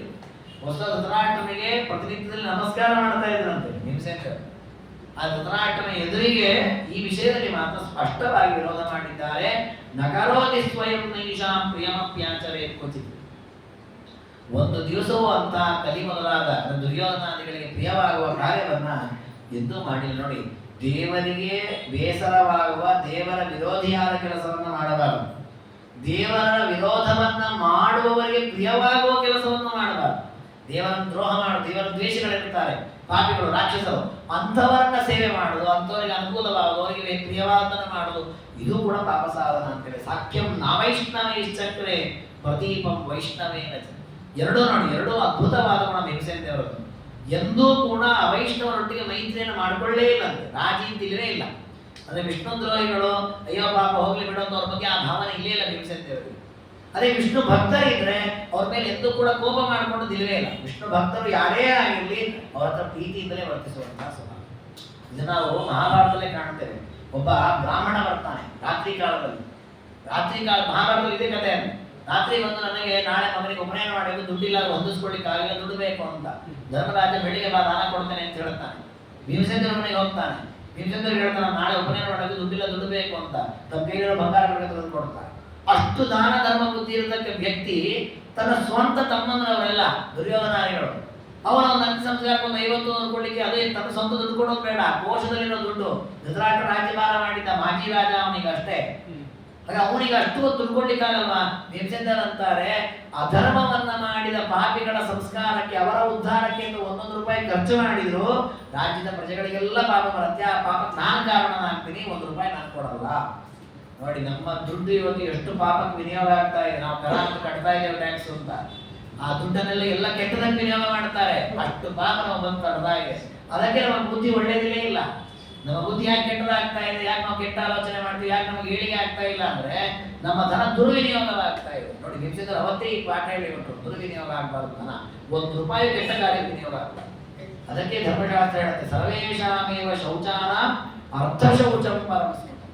ಎಲ್ಲ ಶುದ್ಧಿಗಳಲ್ಲೂ ಧನ ಬಹಳಷ್ಟು ಶುದ್ಧವಾಗಿರಬೇಕು. ಆ ರೀತಿ ಆಚರಣೆ ಮಾಡಿದ ವ್ಯಕ್ತಿ ಅದು ಎಷ್ಟು ಮಟ್ಟಿಗೆ ಪರೋಕ್ಷೇಪಿ ಹರೇನಿಂದ ಕೃತೋ ಜಿಹ್ವಾಂ ಚಿನತ್ತಿ ಚ. ಭೀಮಸೇಂದ್ರ ಊರಲ್ಲಿ ಇಲ್ಲ ಅಂತ ಯಾರಾದರೂ ವಿಷ್ಣುವನ್ನು ನಿಂದನೆ ಮಾಡಿದ್ರೆ ಊರಿಗೆ ಬಂದ್ಕೊಳ್ಳೋದು ಅವ್ರು ನಾಲಿಗೆ ಕಡಿತಿದ್ರು ಭೀಮಸೇಂದ್ರ. ಅಂದ್ರೆ ಒಂದು ಕ್ಷಣವೂ ಭೀಮಸೇಂದ್ರವರು ದೇವರ ವಿಚಾರವನ್ನು ಬಿಟ್ಟವರಲ್ಲ. ಅವ್ರು ಎಲ್ಲೇ ಇರಲಿ, ಎಲ್ಲಿ ಯಾವ ಧರ್ಮ ಮಾಡ್ತಾರೆ, ವಿಷ್ಣು ದ್ರೋಹ ಮಾಡ್ತಾರೆ ನೋಡ್ತಾ ಇರ್ತಾರೆ. ಅಂತ CC ಕ್ಯಾಮ್ರಾ ಇದ್ದಾಗ ಅವರೆಲ್ಲ ರೆಕಾರ್ಡ್ ಆಗಿಬಿಟ್ರು, ಹೊಡೆದೇ ಬಿಡ್ತಾರೆ. ಅಂದ್ರೆ ಇದು ನಮಗೂ ಒಂದು ಪಾಠ. ನಮ್ಮ ದೇಹದಲ್ಲೂ ಭೀಮಸೇಂದ್ರ ಯಾವಾಗಲೂ ಜಾಗೃತರಾಗಿರ್ತಾರೆ. ನಾವು ಮಲಗಿದ್ರು ಅವ್ರು ಎಚ್ಚರದಲ್ಲೇ ಇರ್ತಾರೆ, ಶ್ವಾಸೋಚ್ಛ್ವಾಸ ಎಲ್ಲ ಮಾಡಿಸ್ತಾ ಇರ್ತಾರೆ, ನೋಡ್ತಾ ಇರ್ತಾರೆ. ಎಷ್ಟೆಷ್ಟು ನಾವು ವಿಷ್ಣು ದ್ರೋಹ ಮಾಡ್ತಾ ಹೋಗ್ತೇವೆ, ದೇವರಿಗೆ ವಿರೋಧವಾಗುವ ಕಾರ್ಯ ಮಾಡ್ತೇವೆ, ಅಷ್ಟಷ್ಟು ನಮಗೆ ಶಿಕ್ಷೆಯನ್ನು ಕೊಡ್ತಾರೆ. ಹಾಗೆ ನಾವು ಆ ಜಾಗೃತಿಯಲ್ಲಿ ಇರಬೇಕು ಅನ್ನೋದನ್ನು ಸೂಚನೆ ಮಾಡಿದ್ದಾರೆ. ಪ್ರತೀಪ ಕಾರಣೋ ಅಂತಿ ವಿಷ್ಣೋರ್ ವೈತಾನ ಜೀಘನತ ನ ಸಂಶಯಂ ಕದಾಪ್ಯೇಷ ಧರ್ಮೇ ಜ್ಞಾನ ಎಂತಿವಾದರು. ಯಾರೆಲ್ಲ ವಿಷ್ಣುವಿಗೆ ವಿರೋಧ ಮಾಡಬೇಕು ಅಂತ ಬಯಸಿದ್ರೋ ಅಂಥವರನ್ನು ಯಾರನ್ನು ಸುಮ್ಮನೆ ಬಿಟ್ಟರು, ಅವರೆಲ್ಲ ಸರಿಯಾಗಿ ಶಿಕ್ಷೆ ಮಾಡಿದ್ದಾರೆ. ಆದರೆ ಯಾರು ವಿಷ್ಣು ದ್ರೋಹವನ್ನು ಮಾಡಿಲ್ಲ ಅಂಥವ್ರಿಗೆ ಅಷ್ಟೇ ಪ್ರೀತಿಯನ್ನು ಮಾಡಿದ್ದಾರೆ. ಇನ್ನೊಂದು ಭೀಮಸೇಂದ್ರವರ ವ್ಯಕ್ತಿತ್ವ, ಇದೆಲ್ಲ ಬಲದ ವ್ಯಕ್ತಿತ್ವ, ಆದರೆ ಜ್ಞಾನದ ವ್ಯಕ್ತಿತ್ವ ಎಂಥದ್ದು ಅಂದರೆ ಧರ್ಮೇ ಜ್ಞಾನೇ ಕದಾಪಿ ನ ಸಂಶಯ. ಯಾವುದೇ ವಿಷಯದಲ್ಲಿ ಸಂಶಯ ಅನ್ನೋದೇ ಇರಲಿಲ್ಲ. ಅದರಿಂದ ಹೀಗೆ ಮಾಡಬೇಕೋ ಮಾಡಬಾರ್ದೋ ಸಂಶಯವೇ ಇಲ್ಲ, ನಿಶ್ಚಯವಾದ ಜ್ಞಾನವೇ. ಹೀಗೆ ಮಾಡೋದು. ನೋಡಿ, ಅವರು ಮನೆಗಳಿಗೆ ಹೋಗಿ ಅಂತ ಕೇಳ್ತಾ ಇದ್ರು. ಇದನ್ನ ಭಿಕ್ಷೆಯನ್ನು ಕೇಳುವಾಗ ಹೀಗೆ ಕೇಳೋ ಧರ್ಮನೋ ಅಧರ್ಮನೋ ಪ್ರಶ್ನೆ ಇಲ್ಲ, ಯಾಕಂದ್ರೆ ನಿರ್ಣಯ ಇದೆ. ಭಾಗವತ ಧರ್ಮ ಅಂದ್ರೆ ದೇವ್ರು ಬಿಟ್ಟು ಬೇರೆ ಯಾರನ್ನು ಯಾಚನೆ ಮಾಡಬಾರ್ದು. ಕಪ್ಪು ಕಾಣಿಕೆ ತಿಸ್ಕೊಂಡ್ ಬರ್ತೀನಿ ಅಂತ ಹೋದ್ರು.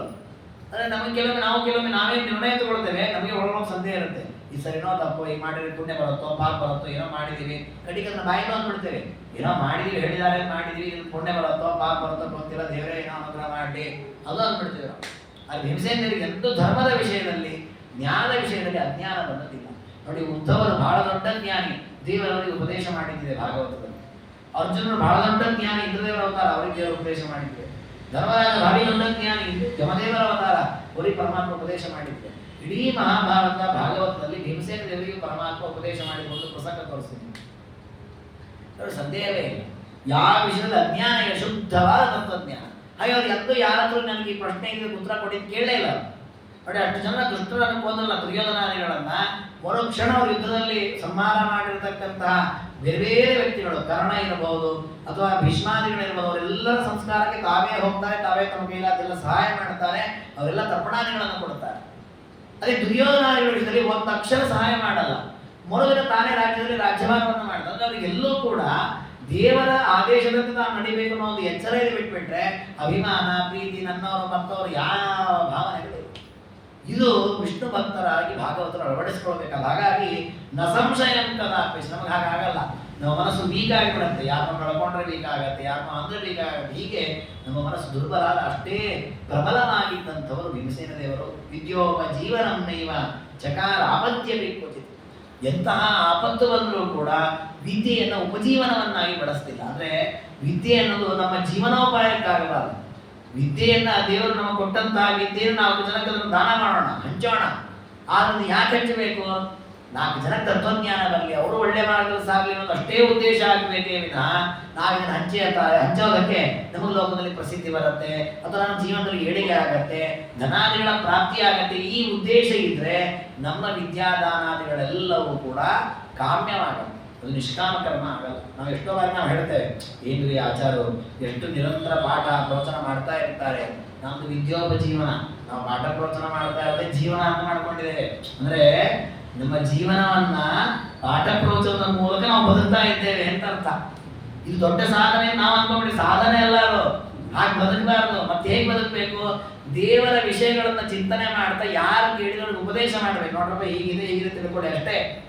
ಅವರು ಕರೀತಾರೋ ಕರೆಯಲು, ದಕ್ಷಿಣೆ ಕೊಡ್ತಾರೋ ಕೊಡೋದಿಲ್ವೋ, ಏನು ಯಾವ ಆಲೋಚನೆ ಇಲ್ಲ. ಈ ರೀತಿ ಬದುಕುವುದು ವಿದ್ಯೋಪಜೀವನ ಆಗೋದಿಲ್ಲ. ಅದು ನಿಜವಾದ ವಿದ್ಯಾದಾನವಾಗುತ್ತೆ. ಆದರೆ ಇವತ್ತು ಎಲ್ಲೂ ವಿದ್ಯಾದಾನ ನಡೆಯಲ್ಲ. ನಮ್ದೆಲ್ಲ ವಿದ್ಯೋಪಜೀವನ, ವಿದ್ಯೆಗೋಸ್ಕರ ಜೀವನ ಮಾಡ್ತಾರೆ. ಜೀವನ ಮಾಡಲೇಬೇಕು, ಅದಕ್ಕೆ ಆ ವಿದ್ಯೆಯನ್ನು ಆಶ್ರಯಿಸ್ತೇವೆ. ಅದು ಭೀಮಸೇನರು ಎಂದೂ ಕೂಡ ಆ ರೀತಿ ಬದುಕಿದವರಲ್ಲ. ಅದು ಆಪತ್ಯ ಪಿಕ್ಕೋಚಿದ ಅಪೋನ ಧರ್ಮನ ಅಂಶವು ಪ್ರತ್ಯುವಾಚಕ ತಂಚ.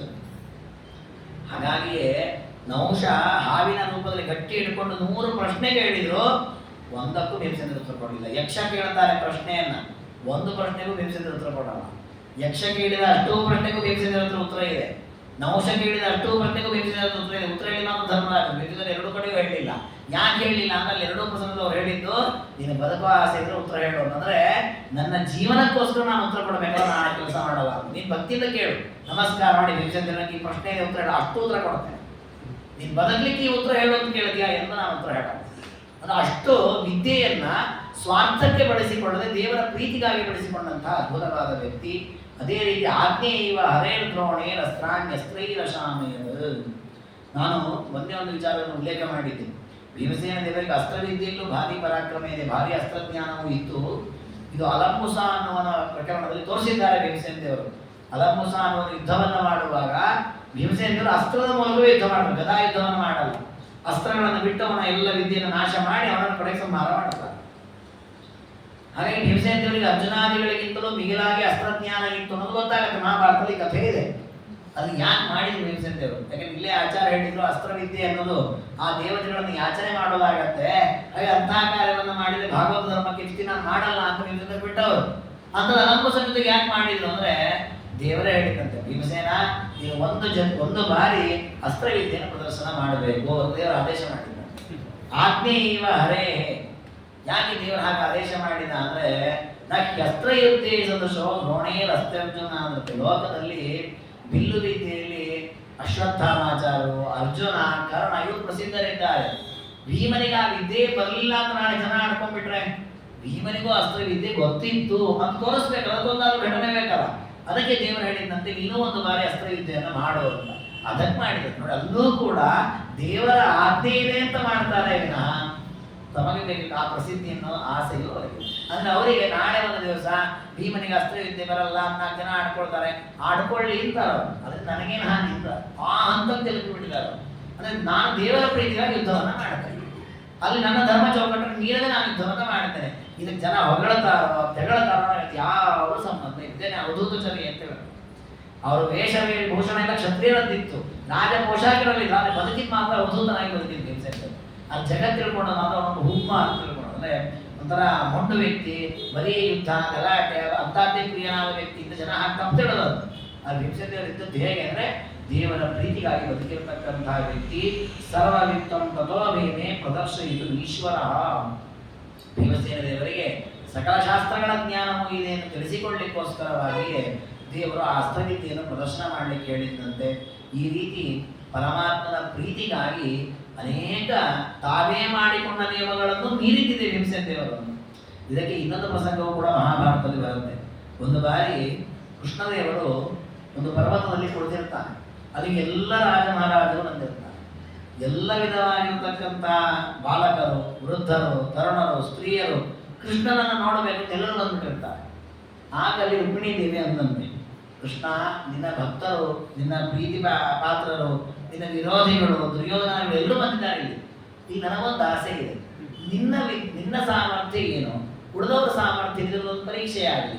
ಎಲ್ಲರಿಗಿಂತ ಕೃಷ್ಣ ಉತ್ತಮ ಅಂತ ಗೊತ್ತಾಗಬೇಕು ಜಗತ್ತಿಗೆ, ಅದು ನಮ್ಮ ಪರೀಕ್ಷೆ ಆಗಲಿ. ಸರಿ ಆಗಲಿ ಎಂದಂತೆ ಕೃಷ್ಣದೇವರು. ಸರಿ ಎಲ್ಲರೂ ಕೂಡ ಕೃಷ್ಣನ ಜೊತೆಗೆ ಯುದ್ಧಾದಿಗಳನ್ನು ಮಾಡಿ ಅವರನ್ನು ಪ್ರದರ್ಶನವನ್ನು ಮಾಡಲಿ ಅಂತ ಎಲ್ಲರೂ ಮಾಡಿ ಸೋತವರು. ಅರ್ಜುನಾದಿಗಳು ಕೃಷ್ಣನ ವಿರೋಧವಾಗಿ ನಾನಾ ವಿಧವಾದ ತಮ್ಮ ಪ್ರದರ್ಶನ ಮಾಡಿಲ್ಲ. ಕೃಷ್ಣನ ಎದುರು ಯಾರು ಪ್ರದರ್ಶನ ಮಾಡಲಿಕ್ಕಾಗಲಿ, ಎಲ್ಲರೂ ಕೂಡ ಸೋತವರು. ಭೀಮಸೇನ ಮಾತ್ರ ಏನು ಮಾಡಿ ಸುಮ್ಮನೆ ಕೂತಿರುತ್ತೆ. ಕಡೆಗೆ ರುಕ್ಮಿಣಿ ಅನ್ನಂತೆ, ಕೃಷ್ಣ ಎಲ್ಲರೂ ಆಯ್ತು, ಭೀಮಸೇನ ದೇವರು ಏನು ಯುದ್ಧವನ್ನೇ ಮಾಡಲಿಲ್ಲ, ಹಾಗೆ ಭೀಮ ನಿನಗಿಂತ ಬಲಿಷ್ಠನೋ, ನೀನು ಭೀಮನಿಗಿಂತ ಬಲಿಷ್ಠನೋ ಜಗತ್ತಿಗೆ ಗೊತ್ತಾಗ್ಲಿಲ್ವಲ್ಲ, ಅದಕ್ಕೆ ಅದೊಂದು ಪ್ರದರ್ಶನ ಆಗಲಿ ಅಂತ. ಭೀಮಸೇನ ನಾನು ದೇವರ ಎದುರಿಗೆ ನಾನು ಯಾವತ್ತೂ ಯುದ್ಧ ಮಾಡಲ್ಲ ಅಂತ ಹಾಗೆ ಕೂತ್ಬಿಟ್ಟಿದ್ದಾರೆ. ಕಡೆಗೆ ದೇವರು ಹೇಳಿದಂತೆ, ನಾನು ಆಜ್ಞೆ ಮಾಡ್ತಾ ಇದ್ದೀನಿ, ನೀನು ಯುದ್ಧ ಮಾಡಬೇಕು ಅಂತ. ದೇವರ ಆಜ್ಞೆ ಇರಲ್ಲ, ಅದಕ್ಕೆ ಅವ್ರು ಹೇಳಿದ್ರು, ದೇವರೇ ನೀನು ಎದುರಿನ ನಾನು ಯುದ್ಧ ಮಾಡಲ್ಲ, ಅದು ನನಗಿಂತ ನೀನು ಬಲಿಷ್ಠ ಅನ್ನೋದು ನಾನೇ ಒಪ್ಕೊಂಡಿರೋ ಸತ್ಯ. ಅದಕ್ಕೆ ಒಂದು ಕೆಲಸ ಮಾಡೋಣ, ನೀನು ರಥದಲ್ಲಿ ಕೂತ್ಕೋ, ನೀನು ರಥದಲ್ಲಿ ವೇಗವಾಗಿ ಹೋಗು, ನಾನು ರಥದ ಚಕ್ರ ಹೇಳ್ಕೊಡ್ತೀನಿ, ರಥಚಕ್ರ ನಾನು ಹಿಡ್ಕೊಂಡು ನಿನ್ನ ರಥವನ್ನು ನಿಲ್ಲಿಸಿದೆ ಅಂದ್ರೆ ನಾನು ಬಲಿಷ್ಠ ಅಂತ ಅರ್ಥ. ನನ್ನ ಕೈ ಬಿಡಿಸ್ಕೊಂಡು ನೀನು ಮುಂದಕ್ಕೆ ಹೋಗಿ ನೀನು ಬಲಿಷ್ಠ ಅಂತ ಜಗತ್ತಿಗೆ ಗೊತ್ತಾಗತ್ತೆ ಅಂತ ಹೇಳಿ ದೇವರ ಆಜ್ಞೆ ಇದೆ ಅನ್ನೋ ಕಾರಣಕ್ಕೆ ರಥಚಕ್ರ ಹಿಡ್ಕೊಂಡು ನಿಂತಿದ್ರಂತೆ. ದೇವರ ಸರ್ವೋತ್ತಮ ಬಲಿಷ್ಠ ಆಡ್ಕೊಂಡು ಮುಂದೆ ಹೋದ. ದೇವರ ಪ್ರೀತನಾಗಲಿ ಕೃಷ್ಣ ಅರ್ಪಣ ನೋಡ್ರಿ. ಅವರಿಗೆ ಅಂದ್ರೆ ತಮ್ಮ ಸ್ಪರ್ಧೆಯಲ್ಲೂ ತಾನು ಗೆಲ್ಲೋದು ಸೋಲೋದು ಅದ್ರ ಕಡೆ ಗಮನ ಇಲ್ಲ.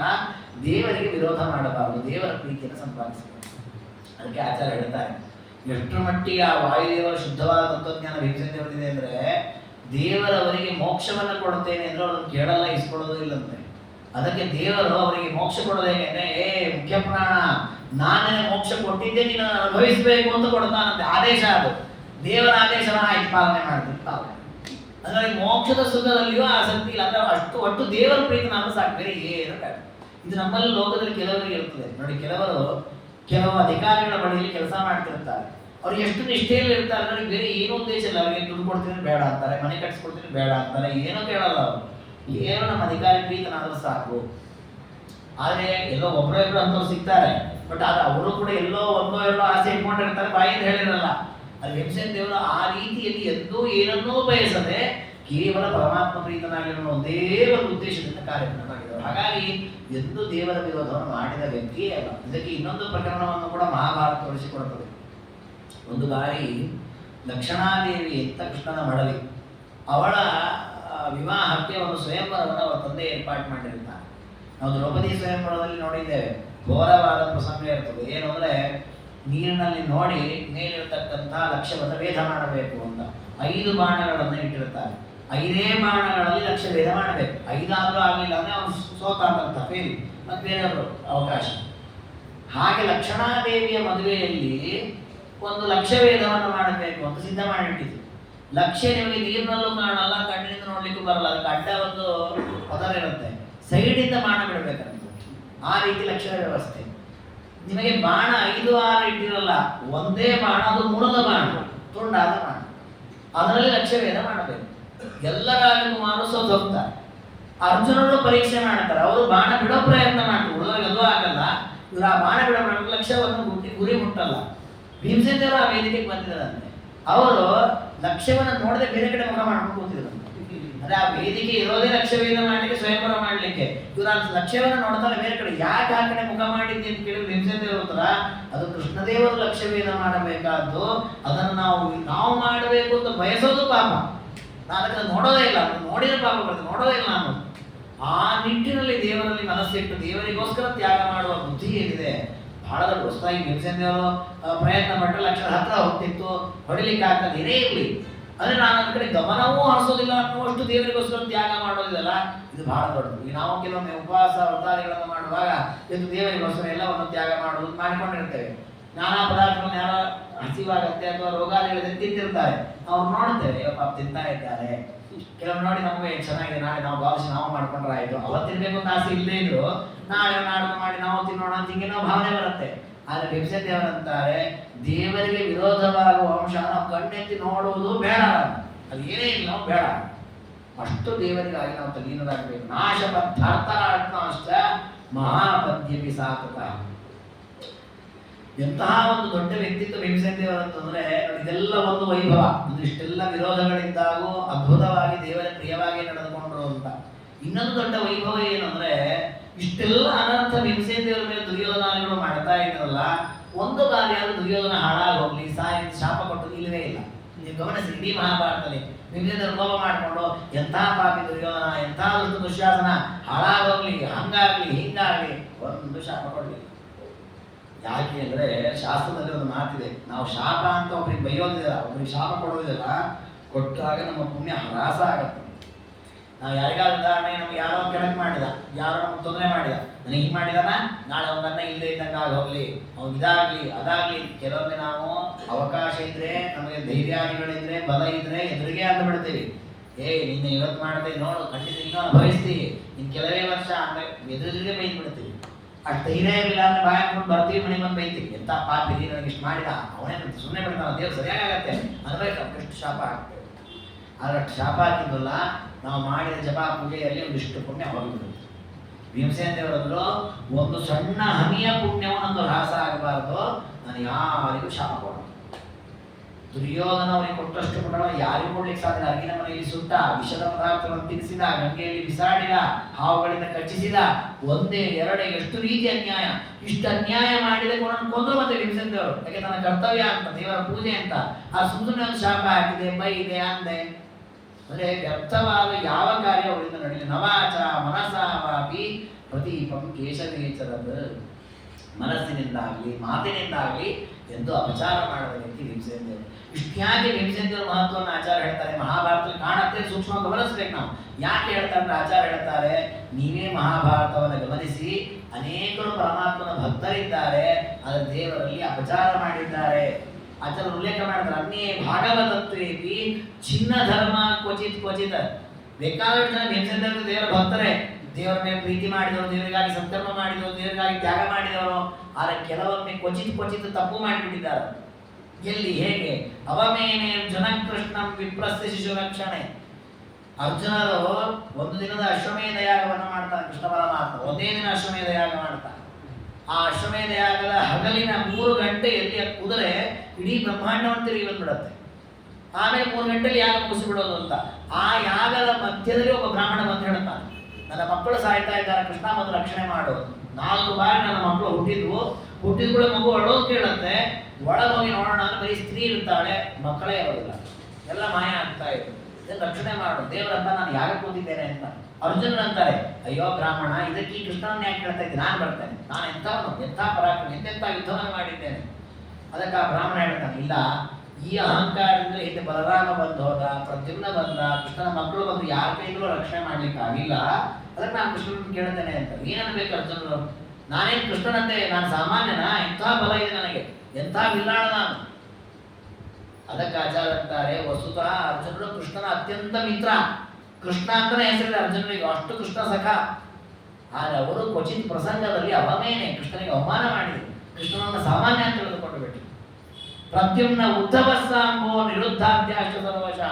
ಪ್ರದ್ಯುಮ್ನ ಅನಿರುದ್ಧ ಅಂದ್ರೆ ಕೃಷ್ಣನ ಮೊಮ್ಮಗ, ಉದ್ಧವರು ಕೃಷ್ಣನ ದೊಡ್ಡ ಭಕ್ತ, ಕೃಷ್ಣನ ಹತ್ರ ತತ್ವೋಪದೇಶ ಪಡೆದ ವ್ಯಕ್ತಿ ಸಾಂಬ, ಇವರು ಕೃಷ್ಣನಿಗೆ ವಿರೋಧ ಮಾಡಿದ್ರಂತೆ. ಎಲ್ಲಿ ಮಾಡಿದ್ದಾರೆ ಇದೆಲ್ಲ? ವಸ್ತುವೆಲ್ಲ ಕೃಷ್ಣನ ಭಕ್ತರು, ಕೃಷ್ಣನ ಮಕ್ಕಳು, ಕೃಷ್ಣನ ಪರಿವಾರ. ಯಾವಾಗ ಮಾಡಿದ್ರೆ ಕೃಷ್ಣ ಸುಭದ್ರೆಯನ್ನ ಅರ್ಜುನಿಗೆ ಕೊಟ್ಟು ಮದುವೆ ಮಾಡಬೇಕು ಅಂತ ಆಲೋಚನೆ ಮಾಡಿದಾಗ ಇವರೆಲ್ಲ ವಿರೋಧ ಪಕ್ಷದಲ್ಲಿದ್ರಂತೆ. ಅದೇ ಯಾಕೆ ಕೃಷ್ಣ ಸುಭದ್ರೆಗೆ ಕೊಡಬೇಕು, ಕೃಷ್ಣ ಇದು ಸುಭದ್ರೆಯನ್ನ ಇವಳಿಗೆ ಅರ್ಜುನಿಗೆ ಯಾಕೆ ಕೊಟ್ಟು ಮದುವೆ ಮಾಡಬೇಕು, ನಾವು ಬೇರೆ ಯಾರಿಗೆ ಕೊಟ್ಟು ಮದುವೆ ಮಾಡ್ಬೋದಲ್ಲ ಅಂತ ಕೃಷ್ಣನ ಅಭಿಪ್ರಾಯಕ್ಕೆ ವಿರೋಧವನ್ನು ಮಾಡಿದ್ರು. ನೋಡಿ, ಕೃಷ್ಣನ ಅಭಿಪ್ರಾಯಕ್ಕೆ ವಿರೋಧ ಮಾಡೋದು ಪಾಪ. ಆ ಪಾಪವನ್ನು ಭೀಮಸೇನ ಮಾಡಿಲ್ಲ ಎಂದು, ಅವರು ಎಂದೂ ಕೃಷ್ಣನ ವಿರುದ್ಧಕ್ಕೆ ಅಭಿಪ್ರಾಯಕ್ಕೆ ವಿರುದ್ಧ ಮಾಡೇ ಇಲ್ಲ. ಹರೇರಿಷ್ಟಂ ಸುಭದ್ರಾಯ ಫಲ್ಗುಣೆ ದಾನಮಂಜಸ ಜ್ಞಾತ್ವಾ ಬಿರುವುದು ಸಮ್ಯಕ್ ಸಾತ್ವಿಕ ಕೃಷ್ಣ ಸಂವೇದ. ಇದು ಮಹಾಭಾರತದ ಬರುತ್ತೆ.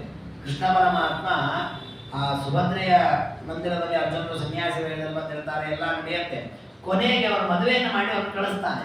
ಕಳಿಸುವಾಗ ಅಲ್ಲಿ ಇವ್ರು ಯಾರೂ ಇರಲ್ಲ, ಪ್ರದ್ಯುಮ್ನ, ವಸುದೇವ, ದೇವಕಿ, ಇವ್ರು ಯಾರೂ ಇರಲ್ಲ. ಯಾಕಂದ್ರೆ ಅವನ್ನೆಲ್ಲ ಒಂದು ಉತ್ಸವಕ್ಕೆ ಬೇರೆ ಕಡೆ ಕರ್ಕೊಂಡು ಹೋಗಿರ್ತಾನೆ. ಅಲ್ಲವ್ರು ರಾತ್ರಿ ಮಲ್ಕೊಂಡಾಗ ಕೃಷ್ಣ ಒಬ್ಬನೇ ಇಲ್ಲಿ ಬಂದು ಇವ್ರಿಗೆ ಮದುವೆ ಮಾಡಿ ಕಳಿಸ್ತಾನೆ ಸುಭದ್ರೆ ಮತ್ತೆ ಅರ್ಜುನರನ್ನ. ಯಾಕೆ ಹಾಗೆ ಮಾಡಿದ, ಉದ್ಧವಾದಿಗಳನ್ನಲ್ಲಿ ಇಟ್ಟು ಯಾಕೆ ಬಂದು ಮಾಡಿದಾರ, ಅವರೆಲ್ಲ ವಿರೋಧ ಮಾಡ್ತಿರ್ತಾರೆ. ಆದ್ರೆ ಕೃಷ್ಣ ಪರಮಾತ್ಮ ತನ್ನ ಸಂಕಲ್ಪವನ್ನು ಸತ್ಯ ಸಂಕಲ್ಪವನ್ನು ನಡೆಸಿದ, ಆದರೆ ವಿರೋಧ ಮಾಡಿದ್ರು ಇವರೆಲ್ಲ ಚಿನ್ನ ಧರ್ಮದ ಅಂತ ಗೊತ್ತಾಯ್ತು, ನನ್ನ ಆಚಾರ ಉಲ್ಲೇಖ ಮಾಡುತ್ತಾರೆ. ಅದೇ ರೀತಿ ಕದಾಚಿತ್ ಮನ್ಯತೆ ಪಾರ್ಥಂ ಧರ್ಮಜೋಪಿ ನರಧ್ವನಿ. ಇನ್ನು ಅರ್ಜುನರು ಹೇಗೆ ಪರಮಾತ್ಮನ ಬಗ್ಗೆ ತಪ್ಪು ತಿಳ್ಕೊಂಡ್ರು, ವಿರೋಧ ಮಾಡಿದ್ರು, ಹಾಗೆ ಧರ್ಮರಾಜನ ಕೆಲವು ಪ್ರಸಂಗದಲ್ಲಿ ಕೃಷ್ಣನಿಗೆ ವಿರೋಧ ಮಾಡಿದ. ಹೇಗೆ ವಿರೋಧ ಮಾಡಿದ? ಅವನು ಕೃಷ್ಣನ ಬೈಯೋದು ಅನ್ನೋದು, ಕೃಷ್ಣನ ಮಾತಿಗೆ ವಿರೋಧ ಮಾಡೋದು ಮಾಡಿಲ್ಲ. ಮತ್ತೇನು ಮಾಡಿದ ಅಂದ್ರೆ ಕೃಷ್ಣ ಪರಮಾತ್ಮ ರಾಜಸೂಯ ಮುಗಿದು ಕೂಡ ತಾನು ದ್ವಾರಕೆಗೆ ಹೋಗ್ತೀನಿ ಅಂತ ಹೇಳ್ತಾನೆ. ಯಾಕೆ ಅಂದ್ರೆ ಅಲ್ಲಿ ಸಾಲ್ವಮನರಾದವರೆಲ್ಲ ಬಂದು ವಿರೋಧ ಮಾಡ್ತಾ ಇದ್ದಾರೆ, ನನ್ನ ಮೇಲಿನ ಶೆಟ್ಟಿಗೆ ದ್ವಾರಕೆಯನ್ನು ನಾಶ ಮಾಡಿ ಬಂದ, ನಾನು ಹೋಗ್ಬೇಕು ಅಂತ. ಆಗ ಇವರಂತಾರೆ ಧರ್ಮರಾಜರು, ಇಲ್ಲ ಕೃಷ್ಣ, ಪಾಪ ನೀನು ಒಬ್ಬನೇ ಹೋಗುವಾಗ ಯಾರು ಹಿಂದಿಂದ ಬಂದು ಹೊಡೆದು ಬಿಟ್ಟರೆ ನಿನಗೆ ಅದಕ್ಕೆ ಚತುರಂಗ ಸೈನ್ಯ ಕೊಟ್ಟು ಕಳಿಸ್ತೇನೆ, ಅದ್ರ ಜೊತೆಗೆ ನೀವು ಹೋಗೋದಾರ ಹೋಗು ಅಂತ. ಆ ಭೀಮಸೇನ ಅಂತಾರೆ, ಅವನಿಂದ ನಾವು ಚತುರಂಗ ಸೈನ್ಯ ಉಳಿಸ್ಕೊಂಡಿರೋದು, ಅವನಿಗೇನು ರಕ್ಷಣೆ ಕೊಡ್ತೀನಿ ಏನು ಅಂತ. ಆದ್ರೆ ಧರ್ಮರಾಜರು ದ್ವೇಷದಿಂದ ಹೇಳಿದ್ದೇನಲ್ಲ, ಪಾಪ ಪ್ರೀತಿಯಿಂದ ಅಭಿಮಾನದಿಂದ ಹೇಳಿದ್ದಾರೆ. ಅಭಿಮಾನದಿಂದ ಹೇಳುವಾಗ ಕೃಷ್ಣನನ್ನು ಕೆಳಗೆ ಮಾಡುವಂತಹ ಮಾತನಾಡಿದ್ದಾರೆ. ಈ ರೀತಿಯ ಮಾತನ್ನು ಭೀಮಸೇನರು ಎತ್ತು ಆಡಲು ಅದು ಎಷ್ಟೋ ಶುದ್ಧವಾದ ಜ್ಞಾನ ಅದು. ಮಾತ್ಮ ವಿಭೇ ಜರಾಸಂಧ ವಧೆ ಕೃಷ್ಣ ಮುಗಿಯಿತು. ಜರಾಸಂಧನ ವಧೆ ಪ್ರಸಂಗದಲ್ಲಿಯೂ ಕೂಡ ಕೃಷ್ಣ ಪರಮಾತ್ಮ ಜರಾಸಂಧನ ವಧೆ ಮಾಡೋಣ, ಭೀಮಾರ್ಜುನ ಕರ್ಕೊಂಡು ಹೋಗ್ತೇನೆ ಅಂದ್ರೆ, ಬೇಡ ಕೃಷ್ಣ, ನೀವು 3 ಜನ ನನಗೆ ಕಣ್ಣಿಂದಂತೆ ನಿಮ್ಮನ್ನು ಬಿಟ್ಟು ನಾನು ಬದುಕಲಾರೆ, ನಿಮಗೇನಾದ್ರು ಹೆಚ್ಚು ಕಡಿಮೆ ಆಗ್ಬಿಟ್ರೆ ಅಂದ್ರೆ ಕೃಷ್ಣನ ಮಾತಿಗಿಂತ ಜರಾಸಂಧನ ಮೇಲೆ ವಿಶ್ವಾಸ ಧರ್ಮರಾಜರಿಗೆ. ಇದು ಕೃಷ್ಣನಿಗೆ ಮಾಡಿದ ಪ್ರಚಾರ ನೋಡಿ. ಇದೆಲ್ಲ ನಮಗೂ ಜೀವನದಲ್ಲಿ ಕಾಣುತ್ತೆ. ನಾವು ಕೂಡ ಎಷ್ಟೋ ಬಾರಿ ಕೃಷ್ಣನ ಅಭಿಪ್ರಾಯಗಳು, ಕೃಷ್ಣನ ಕೊಟ್ಟಿರುವ ಸಂದೇಶಕ್ಕೆ ವಿರುದ್ಧವಾಗಿ ನಡೆದುಕೊಳ್ಳುತ್ತೇವೆ. ಯಾಕೆ ನಾವು ಸಂದೇಹ ಪಡ್ತೇವೆ, ಕೃಷ್ಣನ ಮಾತು ಸತ್ಯ ಆಗತ್ತೋ ಇಲ್ಲೋ, ನಾವೇ ನಮಗೆ ಬೇಕಾದ ಅನುಕೂಲ ಮಾಡ್ಕೊಂಡ್ಬಿಡೋಣ ಏನೋ, ಏನು ತಪ್ಪು ತಿಳ್ಕೊಳ್ತೇವಲ್ಲ, ಮಹಾ ಅಪರಾಧಗಳು. ದೇವಕಿ ವಸುದೇವಾದ್ಯೆ ಮಾನುಷಂ ಮೇಲಿದೆ. ವಸುದೇವ ದೇವಾದಿಗಳು ಎಷ್ಟೋ ಪ್ರಸಂಗದಲ್ಲಿ ಕೃಷ್ಣನನ್ನ ಸಾಮಾನ್ಯ ಮನುಷ್ಯ ಅಂತ ತಿಳ್ಕೊಂಡಂತಿದೆ. ಅಲ್ಲಿ ಭೀಮಸೇನರು ಎಂದೂ ಕೂಡ ಕೃಷ್ಣನ ಮನುಷ್ಯ ಅಂತ ಹೇಳೋದು ಇಲ್ಲ. ದ್ರೋಣಿಕೃಪ ಕೃಷ್ಣ ಭಾರ್ಯ ಅನ್ನೋದು ನೋಡಿ. ದ್ರೋಣಾಚಾರ್ಯರು, ಅಶ್ವತ್ಥಾಮಾಚಾರ್ಯರೆಲ್ಲ ವಿಷ್ಣು ಭಕ್ತರೇ. ಆದರೆ ಕೆಲವೊಮ್ಮೆ ಇವರು ಕೂಡ ಆಲೋಚನೆ ಮಾಡಿದಂತೆ, ಕೃಷ್ಣನ್ನೇ ಸಂಹಾರ ಮಾಡಿಬಿಡೋಣ, ಕೃಷ್ಣನೇ ಇಲ್ಲ ಅಂತ ಮಾಡಿಬಿಡೋಣ ಅಂದ್ರೆ ಆ ದುರ್ಯೋಧನ ಅನ್ನ ತಿನ್ನುವ ಪ್ರಭಾವ. ಆದರೆ ಭೀಮಸೇನರ ಮಾತು ಎಂದೂ ಕೂಡ ಆ ರೀತಿ ಮಾಡಿಲ್ಲ. ದೇವ ಶಿವಾಜ್ಞಾಪಿತು ವಿರೋಧಂ ಚಕ್ರೇ ಕ್ವಚಿತ ಋಷಿ ಮಾನುಷ ಗಂಧರ್ವ ವಕ್ತವ್ಯ ಕಿಮದಪ್ಪರ. ಇಂದ್ರಾದಿ ದೇವತೆಗಳೇ ಕೃಷ್ಣ ಪರಮಾತ್ಮನ ವಿರೋಧ ಮಾಡಿದ್ದಿದೆ. ಸ್ವರ್ಗದಲ್ಲಿ ಇಂದ್ರದೇವರು ಕೃಷ್ಣನ ಎದುರು ನಿಂತು ಯುದ್ಧವನ್ನು ಮಾಡುತ್ತಾರೆ. ಈ ರೀತಿಯಲ್ಲಿ ದೇವತೆಗಳು ತಪ್ಪು ನಡೆದಿದೆ. ಆದರೆ ಎಂದೂ ಕೂಡ ವಾಯುದೇವರು ಮಾತ್ರ ಅವರ 3 ಅವತಾರಗಳಲ್ಲಾಗಲಿ ಮೂಲ ರೂಪದಲ್ಲಾಗಲಿ ಪರಮಾತ್ಮನಿಗೆ ವಿರೋಧವನ್ನು ಮಾಡಿಲ್ಲ. ತಸ್ಮಾದೇಕೋ ವಾಯುದೇವ ಧರ್ಮೇ ಭಾಗವತೆ ಸ್ಥಿತ. ಪರಮಾತ್ಮನಿಗೆ ಪ್ರಿಯವಾದ ಧರ್ಮಗಳನ್ನು ಪಾಲನೆ ಮಾಡುವಲ್ಲಿ ಎಂದೂ ತಪ್ಪದ ವ್ಯಕ್ತಿ. ಇದು ಮುಖ್ಯ ಪ್ರಾಣದೇವರ ಭೀಮಸೇನ ರೂಪದ ಅದ್ಭುತವಾದ ವೈಭವ. ಅವರ ಇಡೀ ಅವತಾರಗಳಲ್ಲಿ ಬೇರೆ ಬೇರೆ ಪ್ರಸಂಗ, ಅವರು ಹುಟ್ಟಿದಾರಂಭ್ಯದಿಂದ ಅವರು ಸ್ವರ್ಗಾರೋಹಣ ಮಾಡುವ ಪರ್ಯಂತ ಏನೇನು ಲೀಲೆಗಳು ನಡೆದಿದೆ, ಆ ಯಾವ ಪ್ರಸಂಗದಲ್ಲಿಯೂ ಕೂಡ ಎಂದೂ ದೇವರಿಗೆ ಅಪಚಾರ ಮಾಡಿದೆ ಅವರು ಬದುಕಿದ್ದಾರೆ ಅಂತ ತಿಳ್ಕೊಳ್ಳೋದೇನಿದೆ, ಇದು ಭೀಮಸೇನರ ಮಾತ್ರ ತಿಳ್ಕೊಳ್ಳೋದು. ಇನ್ನೇನು ತಿಳ್ಕೊಂಡ್ರು ಕಡಿಮೆ. ಭೀಮಸೇನರು ಅದನ್ನು ಮಾಡಿದಂತೆ, 100 ಜನರನ್ನು ಕೊಂದರಂತೆ, ಅಷ್ಟು ಯುದ್ಧ ಮಾಡಿದ್ರಂತೆ, ಆಯಾಸ ಆಗಿದಂತೆ, ಇಷ್ಟು ದೂರ ಪ್ರಯಾಣ ಮಾಡಿದ್ರಂತೆ, 100 ಕಥೆಯನ್ನು ಹೇಳಿದೆ. ಅದೆಲ್ಲದಕ್ಕಿಂತ ನಾವು ಮೊದಲು ತಿಳ್ಕೊಳ್ಳಬೇಕಾದ್ದು ದೇವರಿಗೆ ಎಂದೂ ಅಪಚಾರ ಮಾಡದ ವ್ಯಕ್ತಿ. ಇದು ಭೀಮಸೇನರ ದೊಡ್ಡ ಪಾತ್ರ, ಇದು ದೊಡ್ಡ ವ್ಯಕ್ತಿತ್ವ. ಅದನ್ನ ಆಚಾರ್ಯರು 30 ಶ್ಲೋಕಗಳಲ್ಲಿ ಸಮರ್ಥನೆ ಮಾಡಿಕೊಟ್ಟಿದ್ದಾರೆ. ಮುಂದೆ ಅರಗಿನ ಮನೆಯ ಪ್ರಸಂಗದ ಕಥೆ ಇದೆ, ಅದನ್ನು ಮತ್ತೆ ಇನ್ನೊಂದ್ಸಲ ನೋಡೋಣ ಅಂತ ಹೇಳುತ್ತಾ ಈ ಚಿಂತನೆಗಳನ್ನ ಮಹಾಭಾರತ ಹಾಗೂ ತಾತ್ಪರ್ಯದಲ್ಲಿ ವೇದವ್ಯಾಸ ದೇವರು ಮಧ್ವಾಚಾರ್ಯ ತಿಳಿಸಿಕೊಟ್ಟಿದ್ದಾರೆ. ನಾನು ಆದಿಪರ್ವವನ್ನು ಪೂರ್ಣವಾಗಿ ಮುಗಿಸಬೇಕು ಅಂತ ಆಲೋಚನೆ ಮಾಡಿದೆ. ಆದರೆ ದೇವರ ಸಂಕಲ್ಪ ಭೀಮಸೇನರ ಪಾತ್ರ ಸ್ವಲ್ಪ ತಿಳಿಸುವಂತಹದ್ದಾಯಿತು. ಇಲ್ಲಿ ಯಾರು ಭೀಮಸೇನರ ಪಾತ್ರವನ್ನು ಎಷ್ಟು ತಿಳಿದಿದ್ದೇವೆ ಅಷ್ಟರಲ್ಲಿ ಆ ಭೀಮಸೇನರ ಶುದ್ಧ ಭಾಗವತ ಧರ್ಮದ ಆಚರಣೆಯನ್ನ ತಿಳಿದು ಅದಕ್ಕೆ ತಕ್ಕಾಗಿ ಅವರನ್ನು ನಿತ್ಯದಲ್ಲಿ ಸ್ಮರಣೆ ಮಾಡಿ ಅವರನ್ನು ಅದಕ್ಕೆ ಪಾತ್ರರಾಗಬೇಕು. ಅಂತಹ ಭೀಮಸೇನ ದೇವರ ಮುಖ್ಯ ಪ್ರಾಣದೇವರ ಮಧ್ವಾಚಾರ್ಯರ ಅನುಗ್ರಹ ಕೃಪೆಯಿಂದ ಬಂದಂತಹ ನಮ್ಮ ದಾಸ ಪರಂಪರೆಯಲ್ಲಿ ಮೋಹನದಾಸರು ಅಂತ ಅವರ ಆರಾಧನೆ. ನಿನ್ನೆ 1-2 ನಿಮಿಷ ಅವರ ಚರಿತ್ರೆಯನ್ನು ಚಿಂತನೆ ಮಾಡಬೇಕಿತ್ತು. ಇವತ್ತು ಅವರು ಚಿಂತನೆಯನ್ನು ಮಾಡೋಣ. ಅವರು ದೊಡ್ಡ ಜ್ಞಾನಿಗಳು. ಯುಕ್ತಿಯಲ್ಲಿ ಭಾಗಣ್ಣ ತಿಮ್ಮಣ್ಣ ಮೋಹನ ದಾಸರನ್ನ ಕರೆದಿದ್ದಾರೆ. ಅವರು ಯುಕ್ತಿಯಲ್ಲಿ ತಿಮ್ಮಣ್ಣ ಅಂತ. ಅವರು ಬಾಲ್ಯದಲ್ಲಿರುವಾಗ ಅವರ ತಾಯಿ ಜೊತೆಗೆ ಸಣ್ಣ ಮಗುವಾಗಿದ್ದಾಗಲೇ ತಂದೆಯನ್ನು ಕಳ್ಕೊಂಡಿರ್ತಾರೆ. ಸಿಕ್ಕಾಪಟ್ಟೆ ಮಗುವಿಗೆ ರೋಗ ಇದೆ ಅನ್ನೋ ಕಾರಣಕ್ಕೆ ಯಾರು ಆ ಮಗುನ ಹತ್ರ ಸೇರಿಸ್ಕೊಳ್ತಿರಲ್ಲ. ಎಷ್ಟು ಮಟ್ಟಿಗೆ ಅವ್ರ ಅಮ್ಮನನ್ನು ದಾಸಾರ ಮಾಡ್ತಾ ಇರ್ತಾರೆ. ವಿಜಯದಾಸರು ಊರಿಗೆ ಹೋಗುವಾಗ ಎಲ್ಲ ಕಡೆಯೂ ತಾವು ಇದನ್ನ ನ್ಯಾಯವಾರವನ್ನು ಮಾಡಬೇಕು. ಅಕ್ಕಿ ಮೊದಲಾದವುಗಳಿಂದ ಅನ್ನಾದಿಗಳನ್ನು ಸಿದ್ಧಪಡಿಸಿ ಬಂದ ಭಕ್ತರಿಗೆಲ್ಲ ಹಂಚಬೇಕದನ್ನು. ಹಾಗೆ ಅನೇಕ ಜನರು ಜ್ಞಾನಿಗಳು ಭಕ್ತರು ಕೂತಿರುವಾಗ ಅವ್ರ ಮಧ್ಯೆ ಇವಳು ಕೂತ್ಕೊಳ್ಳಿ ಜಾಗ ಸಿಗ್ಲಿಲ್ಲ. ಯಾಕಂದ್ರೆ ಎಲ್ಲರೂ ಆ ಮಗುವನ್ನು ನೋಡಿ ದಾಸಾರ ಮಾಡ್ತಾ ಇದ್ದಾರೆ. ಕೊನೆಗೆ ಹೋಗುವುದಿಲ್ಲಂತ ಅಲ್ಲೂ 4 ಜನ ಇವಳಾಗಿ ಬಂದು ಕೂತಪ್ಪ ಮುಖ ಮಾಡಿದಂತ ಸಹಿಸಿಕೊಳ್ಳಿಕ್ಕಾಗದೆ ಇನ್ನ ಮಗು ಇಂಥ ತಾಯಿನ ಜನ್ಮ ಯಾಕೆ ಅಂತ ಹೇಳಿ ಆ ಮಗುವನ್ನ ತನ್ನನ್ನ ಎರಡನ್ನೂ ದೇಹವನ್ನ ತ್ಯಾಗ ಮಾಡಬೇಕು ಅಂತ ತುಂಗಭದ್ರಾ ನದಿಗೆ ಹಾರಬೇಕು ಅಂತ ವಿಚಾರ ಮಾಡಿದರು. ಚಕ್ರತೀರ್ಥದ ಹತ್ತಿರದಲ್ಲಿ ವಿಜಯದಾಸರಲ್ಲಿ ಬರ್ತಾರೆ, ನೋಡ್ತಾರೆ. ಯಾಕಮ್ಮ ಅಂತ ಕೇಳ್ತಾರೆ. ಹಾಗೆಲ್ಲ ಮಾಡಬಾರ್ದು, ಆತ್ಮಹತ್ಯೆ ಮಹಾಪಾಪ, ಮಾಡ್ಬೇಡ, ನಿಂಗೇನು ಸಮಸ್ಯೆ ಇದೆ ಹೇಳು ಅಂತ ಹೇಳ್ತಾಳಮ್ಮ. ಹೀಗಿದೆ. ಆಗ ಅವರು ನಾಳೆಯಿಂದ ನೀನು ಅಲ್ಲಿ ಕೂತ್ಕೊಳ್ಳಿಕ್ಕೆ ಹೋಗ್ಬೇಡ, ಆ ಮಗುವನ್ನು ನನ್ನ ಹತ್ರ ಕೊಡು ಅಂತ ಹೇಳಿ ನಿತ್ಯದಲ್ಲಿ ದೇವರ ಪೂಜೆ ಮಾಡಿದ ಗಂಧವನ್ನು ಹಚ್ಚಿ ಆ ಮಗುವಿಗೆ ಯಾವ ರೋಗವೂ ಬರದಂತೆ ಅನುಗ್ರಹ ಮಾಡಿದ್ದಾರೆ. ಅದಕ್ಕೆ ಆ ಮಗುವಿಗೆ ಮೋಹನ ಅಂತ ಹೆಸರಿಟ್ಟರು. ಯಾಕೆ ಅಂದರೆ ಜಗತ್ತಲ್ಲಿ ಎಲ್ಲರೂ ದೂರ ಇಟ್ಟಿದ್ದಾರೆ, ಎಲ್ಲರನ್ನು ಆಕರ್ಷಿಸುವ ವ್ಯಕ್ತಿತ್ವ ಅನ್ನೋದಾಗಲಿ ಅಂತ. ಅಂತಹ ಅದ್ಭುತವಾದ ವಿಜಯದಾಸರ ಅನುಗ್ರಹವನ್ನು ಪಡೆದು ದೊಡ್ಡ ಜ್ಞಾನಿಗಳಾಗ್ತಾರೆ. ವಿಜಯದಾಸರಿಂದಲೇ ಎಲ್ಲ ಪಾಠವನ್ನು ಕಲಿತಿದ್ದಾರೆ. ಮೋಹನ ವಿಠಲ ಅಂತ ಅಂಕಿತ ಅವರದ್ದು. ಬೇಕಾದಷ್ಟು ಚಿಂತನೆಗಳು, 200ಕ್ಕೂ ಹೆಚ್ಚು ಪದ್ಯಗಳನ್ನು ಬರೆದಿದ್ದಾರೆ. 2 ಉಗಾಭೋಗಗಳಿದೆ ಅವರದ್ದು. ಮುಖ್ಯವಾಗಿ ಅವರು ಕೋಲೆ ಹಾಡು ಅಂತ ಒಂದು ಹಾಡು. ಅಪೂರ್ವವಾಗಿ ಕೃಷ್ಣ ಪಾಂಡವರ ಚರಿತ್ರೆ, ಅದರಲ್ಲೂ ವಿಶೇಷವಾಗಿ ಕೃಷ್ಣಾರ್ಜುನರ ಸಂವಾದ, ದ್ರೌಪದಿ ರುಕ್ಮಿಣಿಯರ ಸಂವಾದ ಎಲ್ಲ ಭಾರಿ ಮನೋಜ್ಞವಾಗಿ ಬಂದಿರತಕ್ಕಂಥ ಅಪೂರ್ವವಾದ ಕೃತಿ. ಅದರ ಜೊತೆಗೆ ಮಧ್ವಾಚಾರ್ಯರ ಸಿದ್ಧಾಂತದಲ್ಲಿ ಅಚಲವಾದ ದೀಕ್ಷೆ ಬರುತ್ತೆ. ಕೊಲೆ ಹಾಡುಗಳಲ್ಲಿ ಅದರಲ್ಲಿ ಈ ಮಧ್ವಾಚಾರ್ಯರ ಸಿದ್ಧಾಂತದ ಬೇರೆ ಹೊಡಿಬೇಕು ಅನ್ನೋ ರೀತಿಯಲ್ಲೆಲ್ಲ ಅಪೂರ್ವವಾದ ಚಿಂತನೆಗಳನ್ನು ನಡೆಸಿದ್ದಾರೆ. ಇದರ ಜೊತೆಗೆ ಅವರಿಗೊಂದು ಅವರ ಚರಿತ್ರೆಯಲ್ಲಿ ಬರುವ ಮತ್ತೊಂದು ಅಪೂರ್ವ ಘಟನೆ ಯಾವುದು ಅಂದರೆ, ಅವರಿಗೊಂದು ಬಾರಿ ಅಪಮೃತ್ಯು ಬರುತ್ತೆ. ಅದು ವಿಜಯದಾಸರಿಗೆ ಗೊತ್ತಿರುತ್ತದೆ, ಈ ಮಗುವಿಗೆ ಅಪಮೃತ್ಯು ಬರುತ್ತೆ ಅಂತ. ಮೊದಲಿಗೆ ಅವರು ಅವರ ಹೆಂಡತಿಗೆ ಹೇಳಿರ್ತಾರೆ, ನಿನ್ನ ಗಂಡನಿಗೆ ಇಂತಹ ದಿವಸ ಅಪಮೃತ್ಯು ಬರುತ್ತೆ, ಯಮದೂತರು ಬಂದು ಹೇಳ್ಕೊಂಡು ಹೋಗ್ತಾರೆ, ಅಂತಹ ಪ್ರಸಂಗ ಬಂದಾಗ ನನ್ನನ್ನು ಕರಿ ಅಂತ ಹೇಳ್ತಾರೆ. ಅದು ತಕ್ಕಾಗಿ ಹಾಗೇ ನಡೆಯುತ್ತೆ ಪ್ರಸಂಗ. ಆಗ ವಿಜಯದಾಸರನ್ನ ಭಕ್ತಿಯಿಂದ ಅವರ ಹೆಂಡತಿ ಕರೆದ್ರೆ ವಿಜಯದಾಸರು ಯಮಲೋಕಕ್ಕೆ ಹೋಗಿ ಆ ಮೋಹನ್ ದಾಸನ ಬಿಡಿಸ್ಕೊಂಡ್ ಬಂದರು. ಅಂದ್ರೆ ಎಂಥ ಒಂದು ವಿಜಯದಾಸರ ತಪಶಕ್ತಿ, ಮೋಹನದಾಸರ ಮೇಲೆ ಅವ್ರು ಮಾಡಿದ ಕಾರುಣ್ಯ ಅಂತಹದ್ದು. ಅಂದ್ರೆ ಮೋಹನದಾಸರು ಅಂತಹ ಒಂದು ವ್ಯಕ್ತಿತ್ವ ಪಡೆದದ್ದಕ್ಕೆ ವಿಜಯದಾಸನಂತ ಅನುಗ್ರಹ ಸಿಕ್ಕಿತು. ವಿಶೇಷವಾಗಿ ಆನಂತರ ತಂದೆ ವಿಜಯರಾಯ ಅಂತ ಪದ್ಯವನ್ನೇ ಮಾಡಿದ್ದಾರೆ. ತಾವೇನು ಜೀವನದಲ್ಲಿ ಅನುಭವಿಸಿದ್ದಾರೆ ಅದನ್ನೇ ಅಂದ್ರೆ ಹೇಗೆ ವಿಜಯದಾಸರು ನಿನ್ನ ಬಲನೆಯಿಂದ ಅಂತ ಹಾಡು ಮಾಡಿದ್ದಾರೆ, ತಾವು ದೇವರ ಅನುಗ್ರಹವನ್ನು ಪಡೆದದ್ದು. ಹಾಗೆ ವಿಜಯದಾಸರ ಅನುಗ್ರಹವನ್ನು ಪಡೆದು ತಾವು ಆ ರೀತಿ ಪದ್ಯವನ್ನು ಮಾಡಿದಂತಹ ಅದ್ಭುತವಾದ ಜ್ಞಾನಿಗಳು. ವಿಶೇಷವಾಗಿ ಜ್ಯೇಷ್ಠ ಮಾಸದ ಪರ್ವಕಾಲದಲ್ಲಿ ಅವರು ಚಿಪ್ಪಗಿರಿಯಲ್ಲಿ ದೇಹತ್ಯಾಗವನ್ನು ಮಾಡಿದವರು. ವಿಜಯದಾಸರ ಅಂತರಂಗ ಭಕ್ತರು. ವಿಜಯದಾಸರ ಹೆಂಡತಿ ಒಂದು ಬಾರಿ ಕೇಳಿದಂತೆ, ಮೋಹನದಾಸರ ಅಪಮೃತ್ಯುವನ್ನು ನೀವು ಪರಿಹಾರ ಮಾಡಿದ್ದೀರಿ, ನಮ್ಮ ಮನನ್ನು ಹಂಗೆ ಒಂದ್ಸಲ ಅಪಮೃತ್ಯುವನ್ನಾಗಿ ನೀವು ಪರಿಹಾರ ಮಾಡ್ಬೋದಿತ್ತಲ್ಲ. ಈಗ ವಿಜಯದಾಸರ ಮಕ್ಕಳು ಸತ್ತೋಗ್ಬಿಟ್ಟಿರ್ತಾರೆ, ಯಾಕೆ ನೀವು ಮಾಡಲಿಲ್ಲ ಅಂತ ವಿಜಯದಾಸರು ಹೇಳಿದಂತೆ, ಇಲ್ಲ ಮೋಹನದಾಸರಿಗೆ ಬಂದದ್ದು ಅಕಾಲ ಮೃತ್ಯು, ನಮ್ಮ ಮಗನಿಗೆ ಬಂದದ್ದು ಕಾಲಕ್ರಮಣವಾಗಿ ಬಂದದ್ದು, ಹಾಗೆ ಅದನ್ನು ನಾವು ತಡೀಲಿಕ್ಕೆ ಆಗಲ್ಲ ಅಂದರೆ ಹಾಗೆ ವಿಶೇಷವಾಗಿ ಗುರುಗಳ ಅನುಗ್ರಹಕ್ಕೆ ಪಾತ್ರರಾದವರು ಮೋಹನದಾಸರು. ಅಂತಹ ಮೋಹನದಾಸರ ಅಂತರ್ಯಾಮಿಯಾದ ವಿಠಲ ಕೃಷ್ಣ ಒಳ್ಳೆಯ ಜ್ಞಾನವನ್ನು ಕೊಡಲಿ, ಅವರಿಗೆ ಇರುವಂತೆ ಆಚಾರ್ಯರ ಸಿದ್ಧಾಂತದಲ್ಲಿ ಒಳ್ಳೆಯ ದೀಕ್ಷೆ, ವಿಜಯದಾಸಾದಿ ಆ ಗುರುಗಳಲ್ಲಿ ಭಕ್ತಿ, ವಿಶೇಷವಾಗಿ ದೇವರನ್ನು ಚಿಂತನೆ ಮಾಡತಕ್ಕಂಥ ವಿಶೇಷವಾದ ಮನಸ್ಥಿತಿ ನಮಗೆ ಬರಬೇಕು.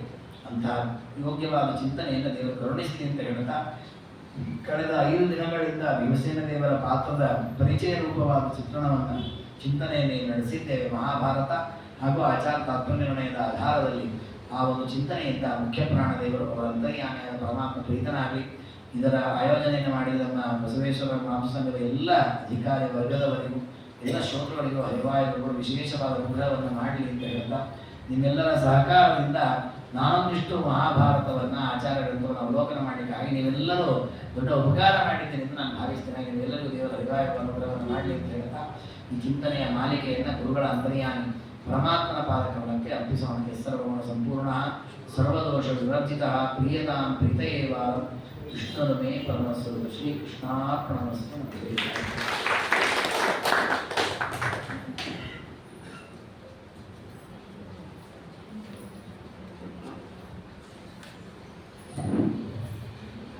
ಪಂಚಾಂಗ ಶ್ರವಣ.